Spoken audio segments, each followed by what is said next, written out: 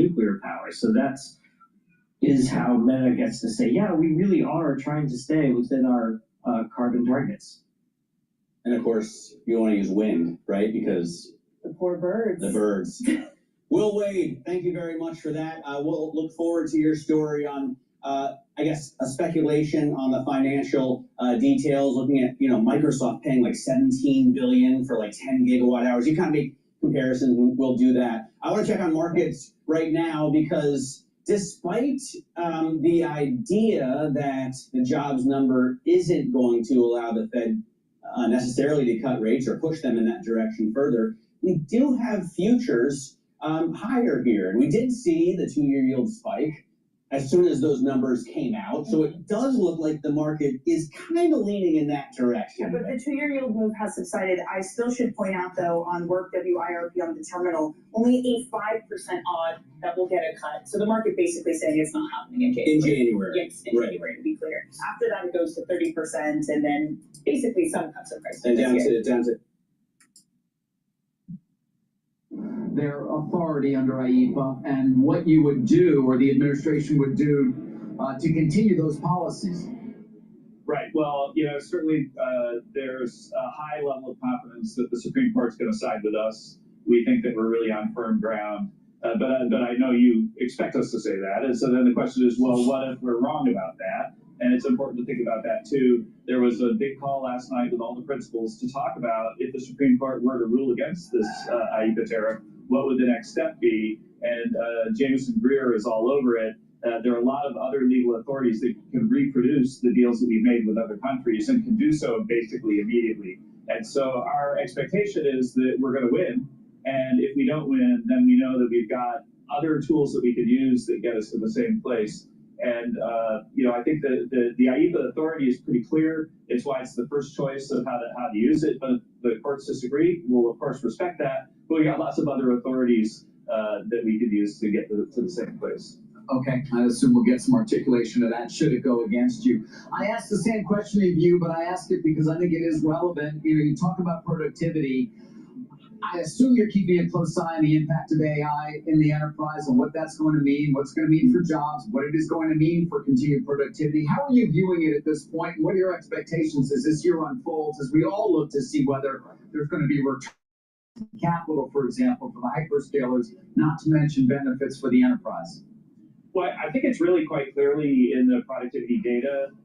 There's also case studies. There's a guy at Stanford, Eric Grimson, who's really hitting it out of the park, studying the productivity boom from AI, and it's really quite impressive.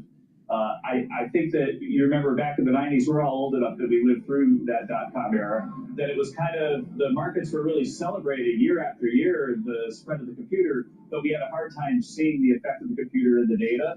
But now we're seeing it all over the place. We've got measured productivity is higher. Remember our old friend Bob Gordon had all this work that said computers aren't having any effect on productivity back in the 90s, but now we've got AI productivity estimates that are productivity's up to 4.5%.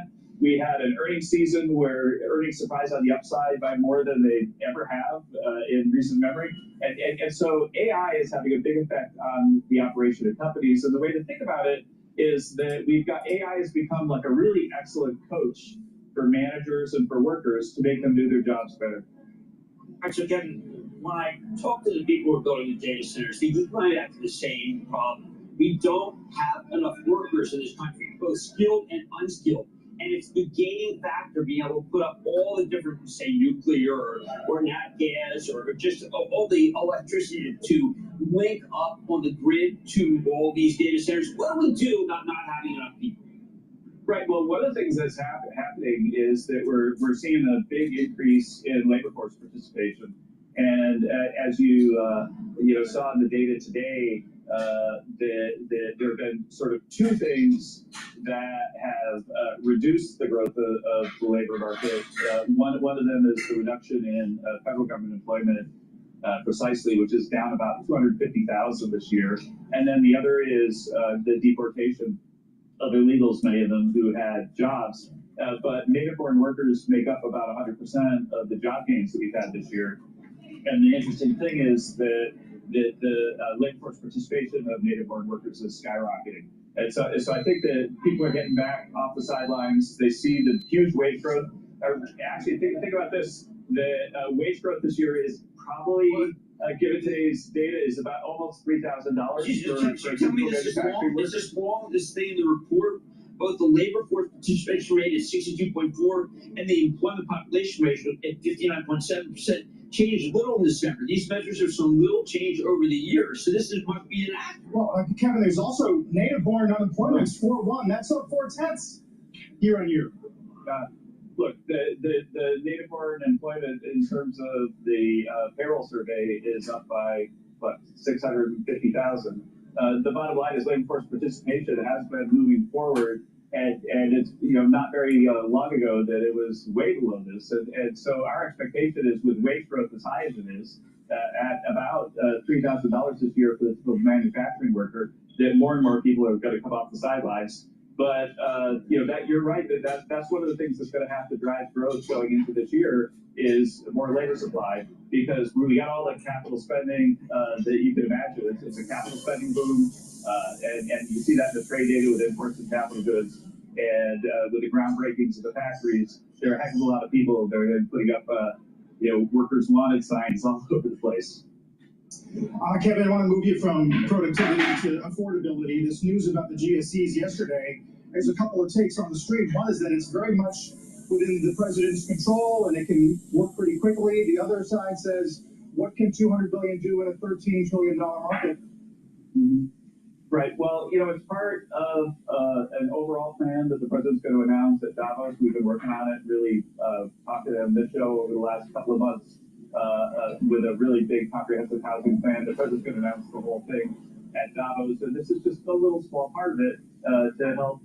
We see that there's a kind of hole in the housing market where people, especially between like the ages of 30 and 40, aren't buying homes the way they used to. If you look at why, then there are a lot of reasons, but inflation has made housing prices go up, and then of course mortgage rates have gone up. And so when President Trump was in office, the typical down payment for a home for the median family was $23,000. Now it's like $32,000. And so there's lots of stuff that needs to be fixed if we get people back into homes. And one of them is to make sure that mortgage rates are not too high. They've been way, way too high. And so I think this is an attempt to let markets know that we're keeping a close eye on mortgage rates, and that we're going to take actions like this should we need to. Somebody that might have an impact on rates would be.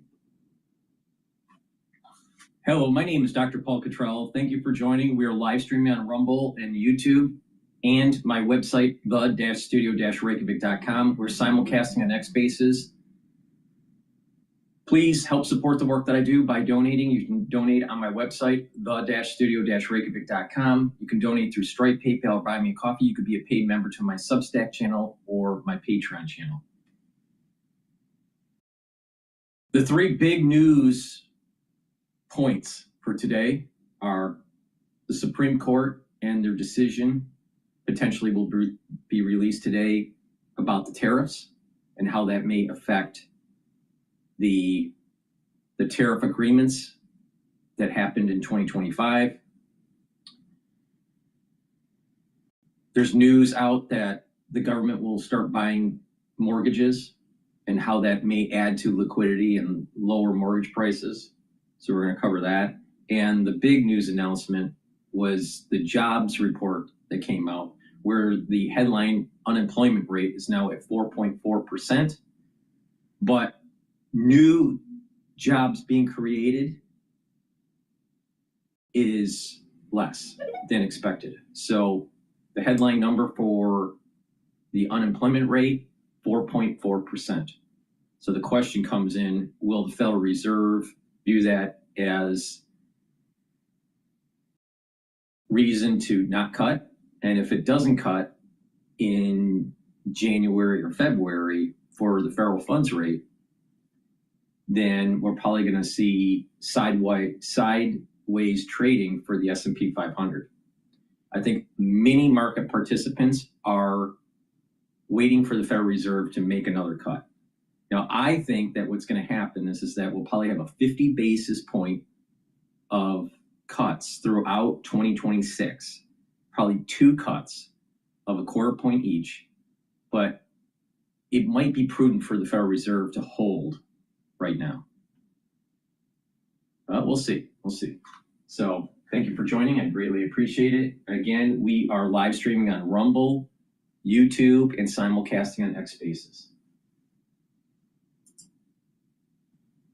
To get back on track, and that's going to, take increased defense spending. And you'll see as we go forward into the budget debate this year that we're going to demand more defense spending. And what the president wants to do is make sure that the increase in defense spending doesn't just go into the profits, but it actually goes into the weapons that American soldiers need to protect us all. Kevin, if tax refund season comes in as much of a tailwind as the Treasury Secretary seems to think, do you think that money gets spent or saved? And if it does get spent, does it drive some reflation? Yeah, the history of it is that when you get a big refund season, that about half of the money gets spent over the next 6 months and half of the money gets saved, something about like that. There's a guy named Jonathan Parker at Princeton that's been studying this for his whole life. So our expectation is it would be a positive for consumption, and we're not really worried about the inflationary effects of that because we get so much supply coming online. Again, we're looking at massive productivity gains in the U.S. and really increased supply, which gives us that thing that we had in the 90s where there's a big productivity gain, positive supply shock, so you could have growth without runaway inflation. And so the refunds are going to be great for the people who get them. There's people who had tips or people who had overtime are going to get big refunds, and those refunds will help them have a better life. But I think that there's enough productive capacity in the U.S. to have that not have significant inflationary effects. Finally, Kevin, I don't know if you're going to be a part of the meeting later today between the president and oil executives, but I am curious as to your thoughts. We've been speaking to those same executives, not on the record, but they've indicated just how much money it's going to take, the security guarantees they would want, so many other things that will take years to rebuild the infrastructure in Venezuela. What are your expectations from this meeting later today, to the extent you have any? I think that you're going to be very positively surprised at how quickly things move in a positive direction, in part because we've got the best Secretary of Energy I've ever seen. The bottom line is that if you go into the sort of chemistry of oil, that there are some refineries where the main byproduct of the gasoline is kerosene, and then there are other refineries where the main byproduct for gasoline is asphalt. And so refining is a lot different depending on the type of oil you have. And in the southeastern United States, the refineries have really, over the years, especially given past history, been tuned towards the heavier, sour stuff that they have in Venezuela. And so we believe that by getting that stuff back to the U.S. and doing so in a way that rewards the Venezuelans and Americans is going to be really great for gasoline prices in the U.S. because we have the refining capacity to take that particular type of oil and ramp up production right away. Certainly explains the action we've seen in the shares of some refiners here, Kevin. Appreciate the wide-ranging time. Always good to be here. Yep. Kevin Hassett, the National Economic Council Director. Please go to my store, the-studio-reykjavik.com, and get the great products that I offer. This helps support the channel so I can grow it. Also, please share the links and ask your social media to follow me. You can also follow me on X and GETTR, TikTok, Substack. So the product that I want to talk about briefly here is the structural nanosilver soaps. This will help to cleanse your skin and neutralize. You can get it in lavender, in peppermint, also in lemongrass and charcoal tea tree. Now, these structural nanosilver soaps are very high quality and it will help the health of your skin. And again, it's made from structural nanosilver. It's going to help to neutralize. Another really important thing to prepare for is the cold season and the allergy season. And you can do that by getting the structural nanosilver drops that I have. You can get them in honey and lemon, cherry flavor, and also blueberry. Very high quality, made from structural nanosilver.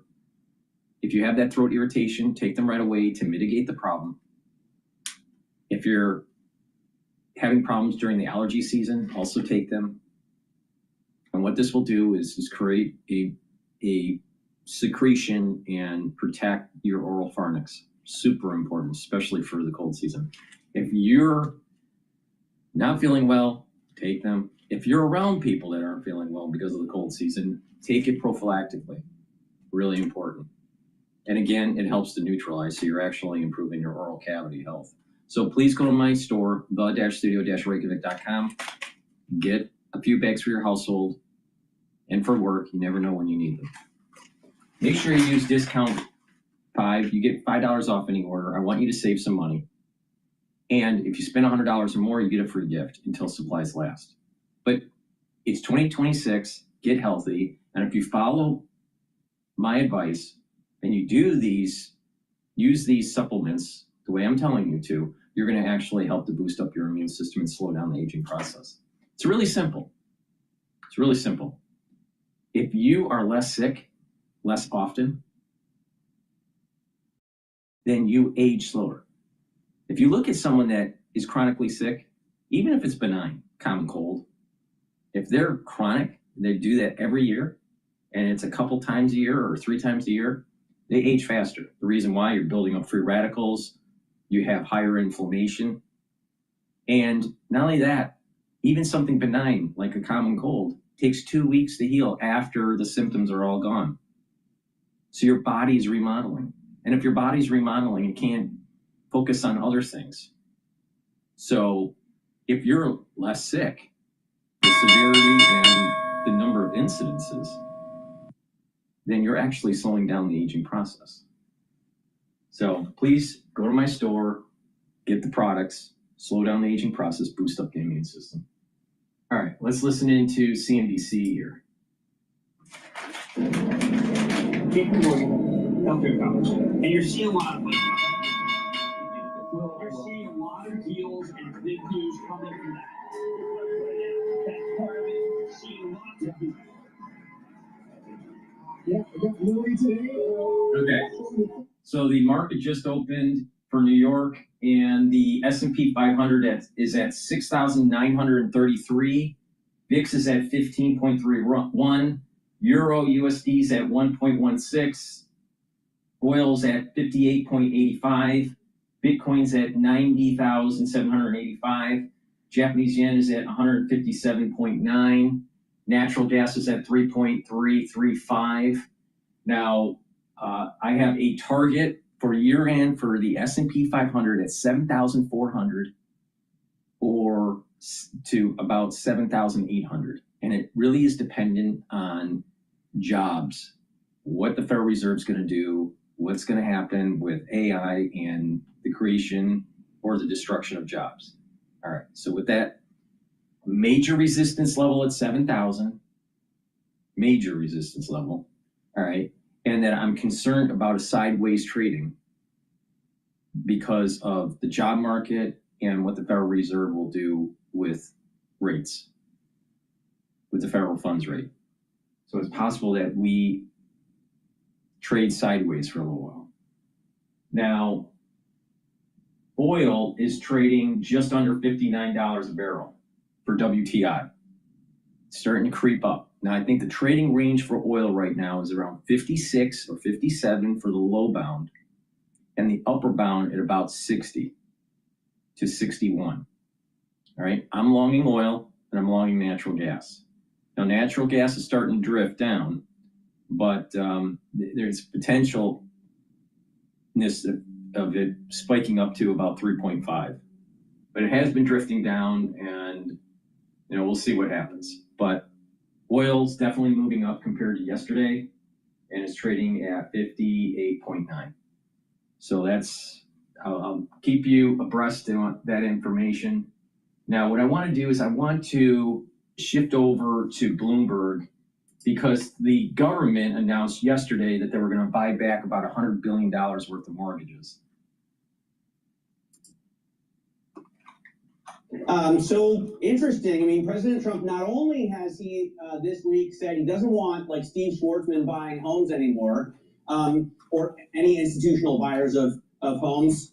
At the same time, I think President Xi of China reminds us that homes are for living, not investments. And you've got President Trump now doing Oval Office QE, like telling his guys at Fannie and Freddie to buy $200 billion of mortgage-backed securities. That was 100. Does this help, Rick? You think the housing crisis that you were talking about? So I won't comment on a specific initiative. The only thing I will say is something I think housing is pivotal. By the way, I normally think people underestimate how important 3/4 of the wealth in this country by people is in their home. Yeah. And the way young people build wealth is through their home. The way the normal, by the way, I would even relate it to, I've showed a chart on fertility rates, marriage levels, etc. I think housing, if you have what is today, what is a moribund housing market, I think the impact is significantly more intense than people think. So any of the initiatives, I think, to move it, I think fiscal, I think obviously moving the mortgage rate, I think is helpful. And by the way, I don't think you have to move it that far. You know, we track prepayment speeds on mortgages, as you said, very, very closely. If you get the mortgage rate to 5.5 to 6, you've seen it, by the way, as the mortgage rate has come down, you create more velocity in terms of housing moving. You see it in existing home sales picking up. So anyway, I think that's the case. And I think if you get the mortgage rate down a bit, and by the way, I don't really think you need to get 10-year treasuries down 25, 30, 40 basis points. You just keep them there, keep rate volatility down. And then with fiscal, I think you do some pretty positive things. And I agree that it's arguably one of the most important things we could do today. Hey, Rick, does anybody ever talk about getting the fertility rate up? Like, why don't we put some carrots out there to create more kids? So I don't know if you know this, I'm actually becoming a grandfather today. So Congratulations, Rick. So I think, by the way, Matt, I don't know if you know this, but I had my anniversary once when I was on your show many years ago. So I think all the big events come when I'm talking to y'all. So there's something good there that being with y'all. So anyway, good for us. We're in trouble at home, I imagine. Yeah, that is well close. I think there's a couple of things that are playing, and I do think it's right. I do think if you have young people, look at the student loan, 30% of student loans are in repayment today. That is unbelievable. That is unbelievable. Young people having a hard time. By the way, if you look at the youth unemployment rates now, I think it's 8.5%, maybe a little bit higher than that. Young people graduating, so I was at UMich, one of the surveys that showed people graduating college, it's the toughest time in literally a generation. So listen, I think there's some things, I think a lot of this is related, and I think a lot of this is, if we create initiatives, I think the next question before that was dead right. There is something that that are just hard to fight against. But I think there's a series of things that I think that can be done that will improve a bunch of things. And by the way, the thing that is critical, nominal GDP has to be high because we have a debt burden in this country that is large. And if we keep nominal GDP high, we keep employing more people, you bring that nominal GDP number up, which diffuses the debt burden. Right. Rick, if we could talk about your other child, which I realize is less important than your grandchild, but still important for. This is the reason why building up the economic clustering by bringing back jobs in manufacturing and the tertiary businesses and the secondary businesses that are tied to that is going to bring down the debt to GDP ratio, because your GDP is going up. That's the denominator. And your GDP is the denominator and your numerator is the debt. So if you're growing your economy, you're bringing more people into the workforce and they're spending, and there's an economic cluster that's starting to develop because you're rebooting manufacturing. Even if a lot of the manufacturing is automation, you have all these tertiary businesses that are created and secondary businesses that are created. Who makes the robots? Who builds the line? Who manages it? Who does the quality control? What about the barber? What about the hair salon? What about the restaurants? Economic clustering is where it's at. When you lose the core of activity in a society, then that economic clustering starts to die and your debt to GDP ratio starts to go up, especially if you have lots of government stimulus, yet your productivity starts to decline. So it's really important to grow the job base. More people need to be employed. and you can still run yield that is pretty significant in the portfolio and be global. Like look at interest rates around the world, particularly Europe, where you can, as a dollar investor, is quite attractive. Is it, by the way, as you grow this quickly, we were just looking at the Eric Balchunas tweet there, and I have to think he's the foremost ETF analyst, most respected ETF analyst in the world. Is it more difficult as it grows to manage, or is it just such a huge space that you can't get that big? Yeah, I mean, so by the way, it does, you think about in size, it's a fantastic question. There's a couple of things. First of all, part of why mortgages become more interesting is because they're so liquid and the size of that market is so expansive. You do think about other things, though, as you get larger that you can do in your portfolio where we can, we do a little bit more bespoke. We tend to keep this very liquid, but we can do a little bit more bespoke because of the size of it. So that gives us a little bit more flexibility. But there are some markets that are clear, like the CLO market or others, that you think about, how big you want to be in certain markets. So it does evolve a little bit at scale. I think there's a lot of things that make it easier to do it. I'd say on balance, it's a little bit easier at scale, but you do evolve it a bit in terms of how you're managing it, for sure. Rick, how are you thinking about positioning heading into what might be a decision today on IEPA from the Supreme Court? If we don't have as much revenue coming in, and if it is ruled illegal, what kind of changes could you see to this curve? Yeah, it's a great question. And so first of all, a couple of things. This has been out there for a while, whether it's today or when it comes out. I will say one thing. We buy, including recently, we buy a lot of volatility in the equity market because, well, quite frankly, volatility is cheap in the equity market, whereas I think it's high in the rates market. But we buy a lot of volatility. We have been recently as volatility's come down, as y'all talked about stocks go up, volatility comes down. So we have built a decent amount of protection in as people interpret it. I've talked about it on your show before. I tend to like the front to the belly yield curve, particularly after a number like this, and they cheapen it up a little bit. The long end of the yield curve, not that interesting because of the volatility it gives you. So a few things around the edges around, gosh, can you hold a bit more front to belly of the yield curve? Can you buy a bit more volatility to protect some downside? And people talk about in fixed income, maybe you go a little bit higher quality for the time being and wait for things to play through. We had Stephen Myron on, he was on surveillance yesterday. He thinks that the Fed is still 150 basis points too restrictive about. What are you watching in the data that could prove that out? Or what do you need to see in the next prints to show that the Fed is really behind the curve here? I mean, I'm pretty resolute in my opinion. I've been for many, many months that I think 3% is a no-brainer in my mind, and that is an equilibrium rate. If inflation break-evens don't trade a lot. I'm not sure they're a great benchmark, but they're 2.3%. You're still above inflation break-evens. If you say, given what the labor market is telling you today, given that inflation, most of what is in inflation today is non-cyclical in services. We talked about shelter, and you can actually, if you drop rates, you bring shelter down. You build shelter, inflation down. But things like healthcare, education, insurance, trash, and et cetera, like these things are not interest rate sensitive. So I don't think inflation is, we're going to hurt inflation by getting that funds rate to any lower because of so much of it is non-cyclical in inflation. So I think 3 is certainly a place you can rest.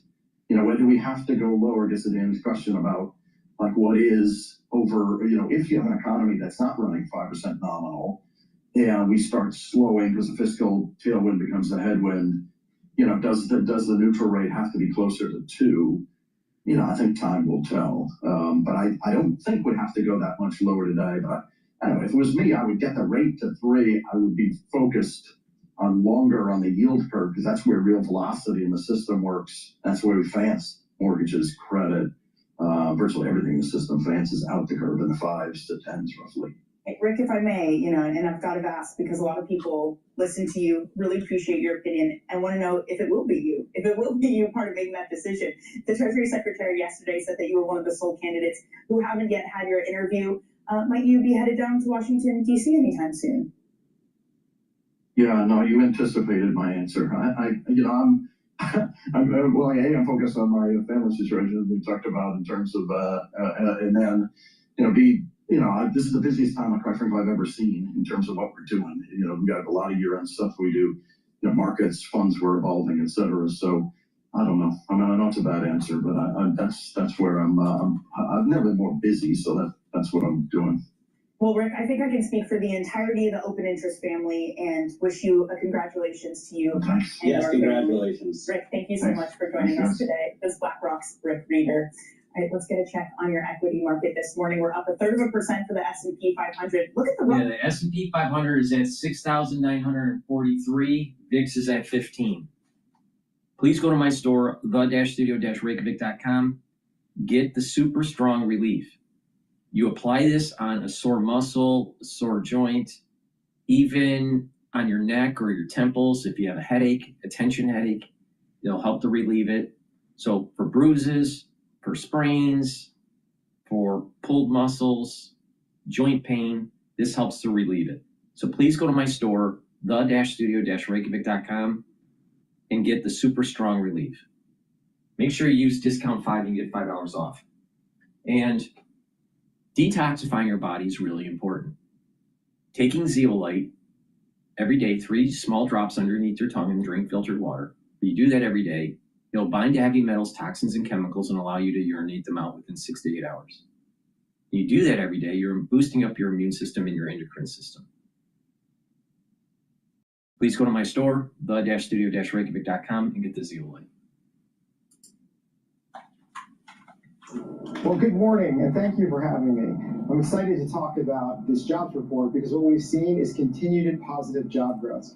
It came in at 50,000 new jobs, exactly around where the market was predicting, and that shows that President Trump's economy is strong, that there's job creation, and if you even look back for the year as a whole, we saw that net job gain, and that's what we're excited about because that's benefiting American workers, and that's what our mission here as the Department of Labor is to make sure that the Americans are getting in the workforce, getting a job, and have the skills and training we need, and that's what we're seeing. Keith, I just want to jump in because you talked about the net job growth of last year. Payrolls climbed 584,000. That's the weakest since 2020, when of course they were plunging because of COVID. And if you look back past the pandemic, you don't see annual increase of payrolls that low through the entire expansion through 2010 through 2019. Keith, couldn't you look at that and say, sure, jobs were added, but it wasn't that robust?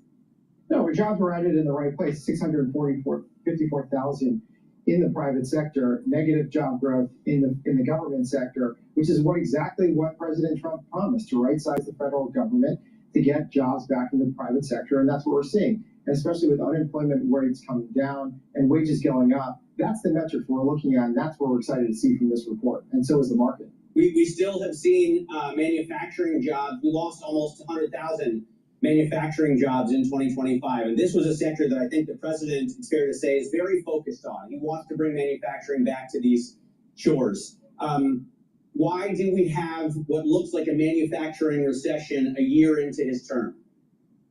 Oh, well, look, what we're doing here is we're expecting significant manufacturing jobs. We're expecting significant reshoring. And here, because of the president's policies of bringing foreign dollars and bringing trillions of dollars in to this country, which we're going to see this year really come to fruition. We're seeing groundbreakings at factories. And as I travel across the country, what I see is that enthusiasm for those jobs coming back. But first, the infrastructure investments have to be made. We're seeing that. Companies are excited to hire American workers. They're excited to build in America, whether sectors across the spectrum here. And that's what we're focused on the Department of Labor, is for each of those, whether it's first construction, then manufacturing, for each sector that's coming back, we want to have a skilled American workforce. And that's what we're focused on with historic investments in skills trade, in apprenticeships, in Pell workforce grants, because we know those jobs are coming back. It's just those investment dollars are coming in, and then we're going to see a boom in construction and manufacturing this year. Right, and just to underline Matt's point, we certainly didn't see that in the last report with construction, manufacturing, transportation losing jobs. What we did see jobs added, Keith, though, was the federal workforce, nudging up by just about 2,000 roles. Is the DOGE effect over? Are we now switching to net hiring? Is that what we should be expecting from this federal government?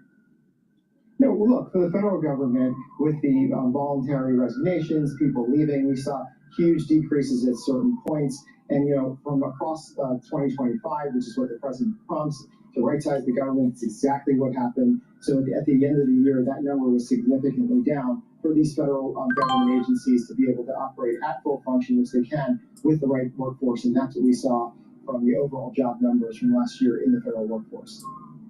I wonder if you still think, if we go with the narrative that the economy's hot, we're adding jobs, everything's fantastic, do we really need the Fed to cut rates? Because in that case, they don't seem too restrictive. How do you kind of square that circle? Look, that's up to them. The president has been very clear on what needs to happen there. And inflation is down and wages are up. And that's really what our key metrics are at the Department of Labor. And we see that the GDP growth is better than expected and continues to be better expected. And what that's going to lead is to more jobs. And I promise you, the Labor Department will be there to skill those workers so American workers get those jobs. They have the underlying skills that they need, which they've been neglected before, but not any longer, because we know those jobs are coming and we want those jobs to go to Americans. And that's what we see consistently in this job report in this administration is net gains in native-born American workers, which reverses that trend, which was going the other way. And we want those Americans to get the opportunities and have the skills, and that's our commitment when those jobs come. Okay, Keith, thank you very much for joining us. Unfortunately, we're going to have to leave it there. Labor deputies. Okay, for the ones that have been paying attention to what I've been doing, I'm longing oil and I'm longing natural gas. Natural gas is starting to mean revert a little bit. It's trading at 3.3. I still think that it's going to go up to 3.5 before it starts to trend back down again. The oil is trading at 59.11. I had a couple positions in. I closed one of them just now. And I think the trading range for oil is 56 to about 61. Now there's probably going to be a resistance level at 60. So that was the reason why I closed out one of the positions, waiting for it to trend down, and then I'll probably buy back in. And that might happen today. Okay. Please go to my store, the-studio-reykjavik.com, and get the structural nano silver toothpaste. This has no fluoride. This will help the health of your oral cavity, neutralize. And when you have a good oral cavity, you're going to actually help your cardiovascular health and your valvular health. So please go to my store, get this toothpaste. It's very high quality and it helps to neutralize. And it's really important, especially during the winter season, because of the structural nano silver. Please go to my store and get the deodorants. They're dual purpose. They'll help to boost up your immune system and your endocrine system by detoxifying your body. All right. And you're going to smell good. All right. So you use it as a daily deodorant and it's going to help to detoxify your body. The reason why it works is because of the essential oils that are in these deodorant bars that will help to get rid of toxins. Now, you can get it in citrus and you can get it in peppermint, lavender, and tea tree. For males or for females, use it every day. It's dual purpose, very high quality deodorant. And to boost up that innate immune system, get the Max 14, Max 35, or Cleanse. They're all at different price points, but they basically do the same thing. Take a teaspoon of this every day, swish it in your mouth and gargle 20 seconds or so and then swallow. What this will do is help the health of your oral cavity and your oral pharynx, maintain your mucosal barrier, and help the health of the epithelial cells in your oral pharynx. They'll help to neutralize. It's super important. Now, when you do this, it's going to boost up your immune system and help the health of your oral cavity and neutralize. Now, if you aren't feeling well because of the cold season or you're around someone that's not feeling well, you want to take a tablespoon or two prophylactically if someone around you is not feeling well. But what you'll notice is that it's neutralizing, it's helping, and then you're clearing whatever you have. Now, I've been using this for over 5 years every day. And when you do this, you're improving your oral cavity, your oral pharynx, maintaining the health of your epithelial cells, which is super important. And you're boosting up your immune system, your innate immune system. So take it every day. And if you're not feeling well, take a tablespoon or two. All right, I want to listen in to CNBC here. feeling unlucky. Now Taxes is an open door to new TurboTax stores. Meet our experts. They do your taxes, so you can walk out with confidence. Now this is Taxes. What if you could clean your retainer at the touch of a button? No more brushing or tablets. Over 4 years ago, our team of engineers knew there had to be a quicker. Let's bring in our jobs panel to react to the numbers. Natasha Sarin is professor at Yale Law School, president of the Budget Lab, and former Treasury official under President Biden. Peter Earle is the director of economics and senior research fellow at the American Institute for Economic Research. Sarah Malik is chief investment officer of Nuveen. And Sarah, I guess I'll just start with you. We'll get into the weeds on the numbers in a second. But as someone who needs to decide what to do with clients' money, this one looks okay, doesn't it? Is there anything that you saw that disturbs you or would cause you to hesitate about deploying money?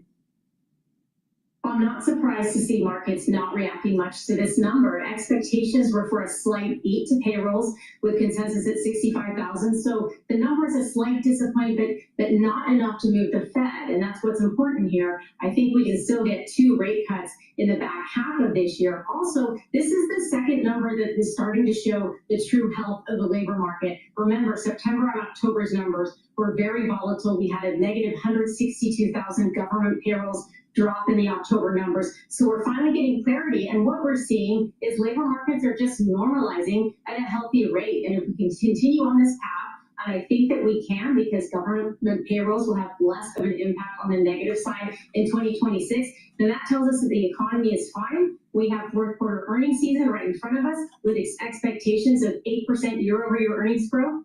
That's a sign of a healthy market. And I think we can hold our premium and the markets can continue to rise up from here as long as earnings are strong and payrolls stay around this, 5-digit range.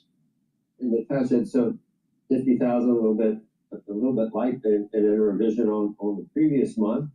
But, AI, maybe there's some factors for why that's happening. So that makes you worry a little bit. Maybe you're disappointed, but suddenly on 4.4, that you give it, then it take it. That's better. I think what you're seeing is you're definitely seeing signs that the labor market is continuing to cool, and that is the case with the 50,000 number. And importantly, this is the first number that we've gotten in recent months that isn't contaminated by the government shutdown and its aftermath. So I actually think it's an important read. But what you also know, and we also saw that in the JOLTS data that we saw earlier this week, is that we are continuing to be in this sort of like low hire, low fire economy. And even with a relatively low unemployment rate, you aren't seeing hiring in the economy. And I think that has to do with the fact that there's just a lot of uncertainty right now. You're not exactly sure if you're a firm or if you're an employee, whether or not it makes sense to kind of take the leap because you're not sure whether jobs are going to be there to support you over the course of the choices that you might make. And the Supreme Court might say something like in a couple of hours. In 90 minutes, we might well see. Here's something. I mean, it's interesting to think about how the markets react. Even if the courts strike down the tariffs in their entirety, right? What happens? So, and do you think the market goes crazy? Doesn't go crazy? Do you think that companies all of a sudden are going to change their strategies all again? Or will they find another way to? Well, he says he's going to. I mean, importantly, the tariffs that are at stake in this case are about 2/3 of the tariffs that the administration has levied. Just this portion that's these IEEPA tariffs. Right. And so even if they're struck down, you've already seen the administration say kind of explicitly that they're looking into plans B with respect to other trade authorities that allow them to bring back tariffs. If the Supreme Court strikes them down at 10 o'clock, that there's a press conference at 11 o'clock from the White House saying, just so you understand, we are now implementing these tariffs this way, this way, this way, and this way. But I feel like that matters from the perspective of economic uncertainty because the effective tariff rate has changed some 80 times so far in this administration on different days. So what you're going to see is they're going to use this authority for this particular type of tariff to replicate this authority for this tariff. And it's actually not going to be this sort of cohesive, all of a sudden we're back exactly where we were previously in a way that I think is pretty uncertain and kind of tenuous from an economic. Peter, you're so patient. You're waiting so patiently. You can just give us a 10-point summary of everything everyone said. Sure. So 2 things. I mean, I think that the non-farm payrolls number reinforces the story that's been building for months, right? A labor market that's slowing, but in a pretty deliberate way. Firms are holding on to workers. They're no longer expanding payrolls aggressively. And that combination is, I think, exactly what the Fed wants to see. Fewer openings, we're seeing hiring, stable employment. About tariffs, what I think is that there's a plan B already in effect, and if the IEEPA, the IEEPA tariffs get struck down, we'll see a replacement with quotas and all sorts of other means of protectionism which meet the definition, but not the letter, or the spirit, but not the letter of the law. So that's what I think. I think there's a backup plan in place that we'll see put in place, almost immediately. Keyword. People. I'm David Lichtenstein. I founded Lightstone in 1986. And one key guiding principle is that there's a difference between investments and speculation.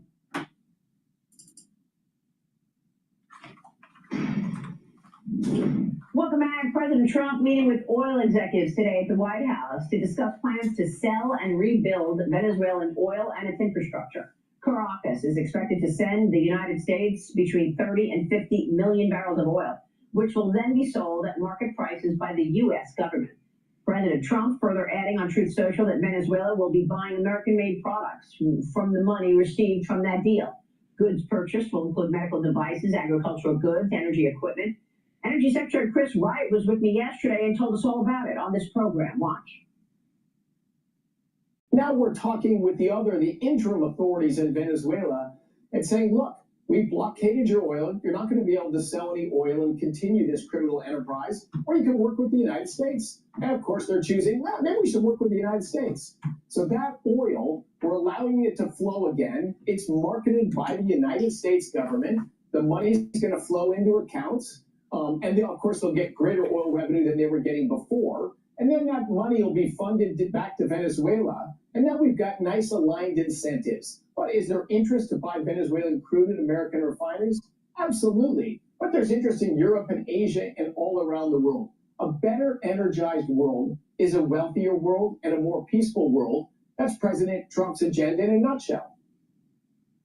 Joining me now is former Energy Secretary under President Trump in the first term is Dan Brulette. Great to see you, Secretary. Thanks for being here.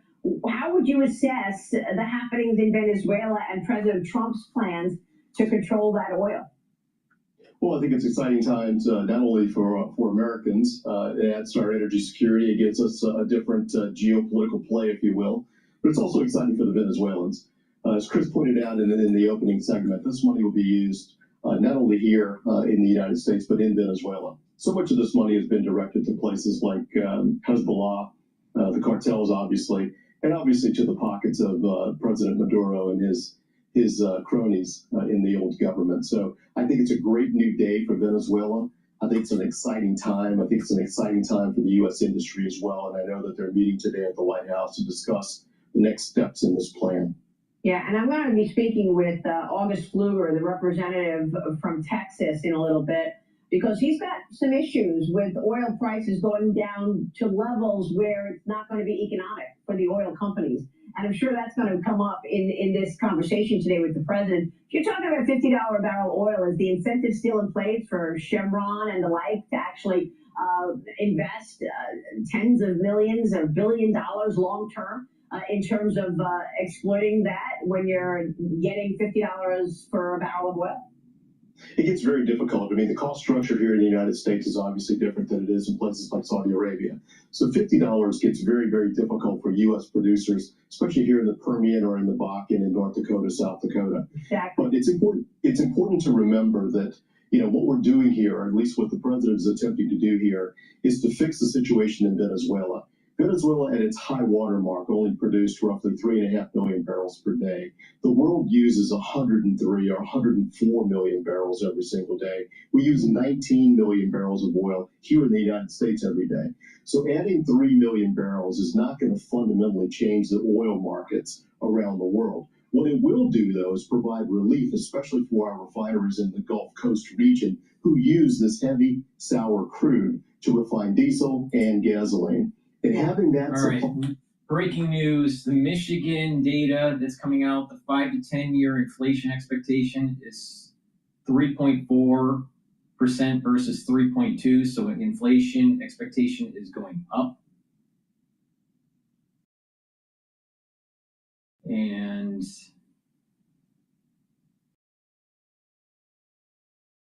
you know, there's a tendency that the UMich data that comes out is, especially lately, has been more pessimistic. All right, Michigan data, this UMich data, January current conditions rises. UMich preliminary January consumer sentiment rises to 54 versus 53.5. So there's a slight increase in positivity in the market based on consumer sentiment. January expectation index rises to 55 versus 54.6. This is preliminary. And I'm not seeing much of a move in the S&P 500 right now. It's trading at 6,936. 1 year inflation expectation unchanged at 4.2%. There's no way that the 1 year inflation number is going to be 4.2. This is what I mean. This is that the UMich data always seems to be like almost maybe 1.25% higher in terms of inflation. Inflation is probably going to be below 3%, the headline number. So, you know, take it for what it is. But I just, you know, if it was that high, then the Federal Reserve would not be lowering rates. They would be staying steady to try to suppress inflation. But why would it be going, you know, why would the consumers think that it's going to be going up if tariffs may be abated by the Supreme Court? Oh, Supreme Court looks like there's some sort of breaking news here. All right, let us know when the next decision comes due, and I guess we'll do this all over again. Thank you, David. Amen Jabbers. We also have some data crossing on top of jobs already today. Consumer sentiment. Rick Santelli has it for us. Rick. Yes, Sarah, there's some surprises here. These are University of Michigan sentiment with inflation gauges for January preliminary, which means in a couple weeks they may be modified. Headline number comes in better than expectations at 54. That would be the best level since Sep of last year. And if you look at current conditions, 52.4. That's also above expectations, and both these are sequentially higher than a previous look. That's the best since October of last year. Now, let's look at expectations. It equals expectations at 55 and 54.6 in the rearview mirror, and all three are sequentially higher. That will be the best since August of 25. Now, the inflation gauges, and these things really did get out of whack for a while. 4.2, 1/10 warmer than expected, equals the rearview mirror. That's 1 year inflation. It equals where the read was in December of last year, the last month of 25. To find a lower number, you're going to January of last year. And finally, the 5 to 10 year outlook comes in warm on both sides, whether you're looking in the rearview mirror or through the windshield, 3.4%. That equals where we were in November of 25. To find a higher number, you're going back to October of 25. Now, real quickly here we hover at 418. Okay, y'all remember Pac-Man? We've taken so many bites on the 10-year on the top of this range, right around 419. And 419 happens to be where we settled last week, so that would be unchanged on the week. Pay close attention to that 420 level. Should we settle above that, I would look for significant selling to be coming in next week. Sarah, back to you. Yeah, just some color here from this report that you just shared, Rick. Improvements in January we're seeing among lower income consumers. That's good, because we know that was a weak spot. And Rick, they also say consumers' worries about tariffs appear to be gradually receding. That's also a notable improvement. Absolutely, and considering the tariff issue, listen, Steve Leisman always says he's waiting for some effects down the road. But boy, I'll tell you, it's like waiting for Godot. So that doesn't surprise me that the respondents had that impression. Okay, thank you, Rick. Thank you very much. Rick Santelli on consumer sentiment, jumping a little bit this past month. Look, it was Jobs Day, and just to rehash the numbers a little bit, there was good news and there was bad news in this report. So the good news, we'll start there, I'm always an optimist, is that unemployment rate fell. Remember I said this was really important. This is what the Fed is watching very closely. It was 4.6%, and it came down to 4.4%. David, if you don't round the number, it was actually 4.375%. Yes. So that was good news. Did you make that point too? Yeah, I mean, look, I think it suggests, along with the fact that we did see wage growth, that we're not in any kind of labor market recession or terrible spot in the labor market. Now, the bad news is we didn't get as much payroll growth as expected, and we only grew 50,000 jobs during the month. That was weak. We got revisions lower for the prior few months that were weaker and that subtracted job growth. You can look at this in a number of ways, but one way to look at it, David, is that we know the supply of labor is down because of the immigration policies, because of the visa policies. That it would make sense that the hiring comes down as labor supply comes down. Does it speak to overall weakness in terms of businesses wanting to hire? Maybe a little bit, but there's wage growth. 3.8% year-on-year wage growth is a sign that they're still paying for those workers, and with the unemployment rate down, you're not seeing necessarily some big stress in the labor market. The Fed probably is going to be heartened to see the unemployment rate go down, but just to add to it, the Atlanta Fed GDP number, which tracks real time, puts in these inputs for fourth quarter, is now tracking above 5%, 5.4%. So we continue this recovery, or this period that we're in, guys, where it's high growth, high productivity, high investment in places like AI, and lower hiring than we're used to in this kind of economic expansion, and that's where we are. Okay. Okay. I believe you. So there you have it. So nothing to be so alarmed about. And also, by the way, if you're looking for Fed cuts this year, there are those who look at these numbers and say, all right, unemployment rate came down a little bit, but hiring has really slowed. So, and we're not seeing evidence of very high inflation, so the Fed can keep cutting. And for those that are saying the Fed shouldn't cut, they look at this and they say, economy's still healthy, job growth's okay, we'll watch it, but inflation is still sticky. They shouldn't cut this year. There's still something for everything. Let's talk about this some more with Mohammed Al-Arian joins us here at Post 9. Great to have you, Mohammed. Welcome. Thanks. It is the weakest year of job growth outside of recession in 20 plus years. Is that okay? It is okay for where we are in the cycle. In fact, relative to expectation, as Sarah said, there's something for everyone in this report, and it's no drama. And it reinforces the notion that Chair Powell has that we are well positioned to win. The big issue in my mind is that increasingly we see employment decoupled from output. And we had Kevin Hassett on earlier, and he said it's all about productivity, and it's going to raise three issues. One is who gets the benefits of this productivity? Does it go to companies, or does it go to the workers? And this is really important. Of course, it's going to go to the companies. This is a real issue. It has economic, political, and social aspects. It's going to definitely go to the... I think the inflation number next week is going to be even more important. So no drama relative to expectations, but it highlights these bigger issues that we're going to deal through this year. Right. To your point about the fight between capital and labor, I mean, pre-tax margins on companies are near record highs, and the employee share of corporate income is close to multi-year lows. I think we know who's winning that fight. But who's going to continue to win? So we have an opportunity now with the productivity gain to pass on more to the workers. And this becomes really important in terms of affordability. It's not just about prices. The focus of the administration about the price of energy, the price of mortgages we saw yesterday, the price of pharmaceuticals. It's also about income. Because that's what affordability is. It's prices and income. So that's going to be a critical issue. And it's going to play out not just in terms of the economics, but also in terms of the politics. I mean, we did see wage growth in this report. Do you think it's just an indication that you said it depends where we are in the cycle, that we're late cycle and we're at full employment? I think that at 4.4, we are near full employment, and we see contraction in labor supply. So right. Yes, I think one of the issues that worry people like me is the labor force participation at 62.4.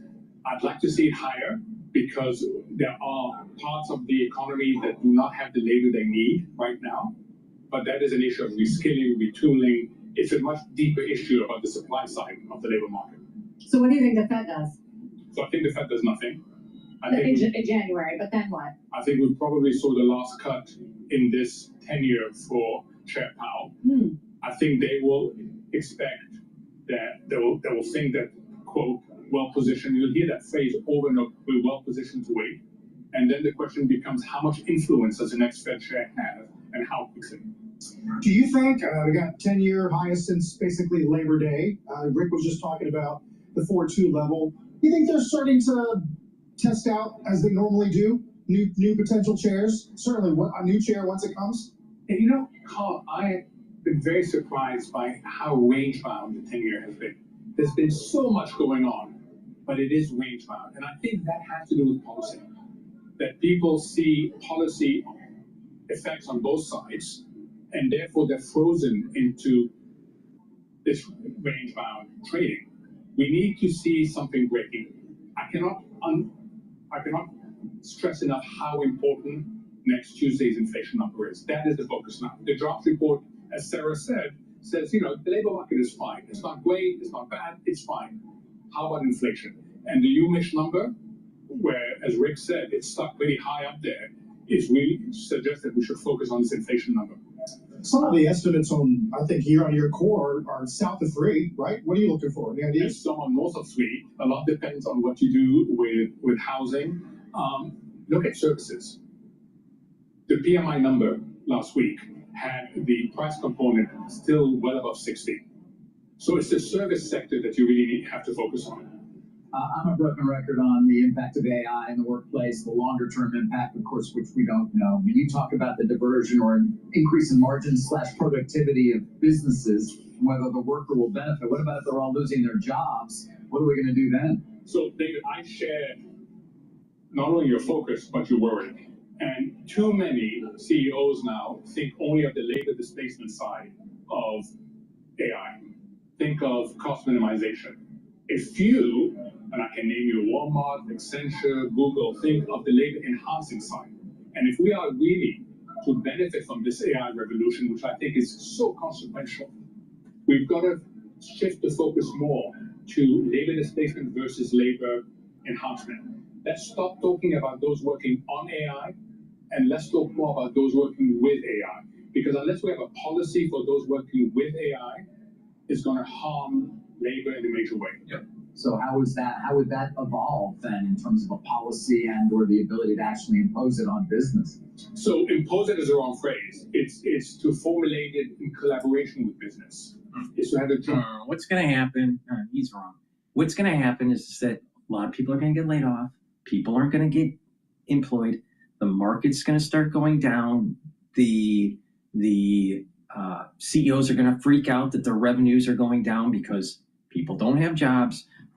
You're going to have defaults on car loans and mortgages. And then all of a sudden, the CEOs are going to realize the decoupling of labor and capital because of AI actually sends a negative feedback loop to the company and causes problems. But yet the CEO is only focused on their own P&L, their profit and loss statement, and their balance sheet. That's all they care about, and their stock price. And they see that short term, by cutting workers, it's going to be able to improve their bottom line. Short term. Then all of a sudden, lots of different companies do this, and then you start to have a faltering economy, and then the negative feedback loop kicks in. The CEOs are worried about the falling stock price. The CEOs are worried about the unemployment rate going up. It hasn't happened yet, but the unemployment rate will go up. And then it's structural. People are freaked out. People are not buying stuff. And then all of a sudden, there is downgrades one after another with these companies. And then the CEOs realize we shouldn't have cut so many workers, but it's already too late. And then new businesses will have to be created, and it'll be slow to bring back some of those employees or bring into the economy those ones that were laid off. But most of the CEOs will view AI as not enhancement. It will view AI as a replacement of the employee. So maybe they can get rid of 5% of their workforce or 10% of the workforce and get a better bottom line. But if all the companies are doing it, let's just say there was 500 companies in the country. There are a lot more than 500. But let's just focus on the 500 on the S&P 500, all right? If all of them did this, short term, they would be saving a lot of money. Their stock price would be going up because the analysts would say, oh, look, your performance on your P&L is better. Your income statement's better. Your costs are less. Your revenues are coming in because other people still have jobs. But then all of a sudden, people start realizing that more and more of these companies are laying people off or not hiring. Spending starts to go down. There's a decoupling of labor and capital, and therefore the market starts to falter. So the CEOs being greedy because of trying to improve their balance sheet, not realizing the systemic risk that they're creating with AI. Now, how is this any different than what happened during the Lehman crisis? All right? See, today, CEOs are viewing AI as, well, I can reduce my risk exposure to employees. I can reduce my costs. I can reduce my insurance. I can reduce blah, blah, blah. I can reduce my footprint at the corporate headquarters or whatever. So they can save all this money. Not realizing that the decoupling of labor and capital, when you do this across the whole spectrum of the economy, is going to cause the economy to falter. Mortgages start to default. Car loans start to default. People aren't spending as much because they can't, because they're laid off. All right?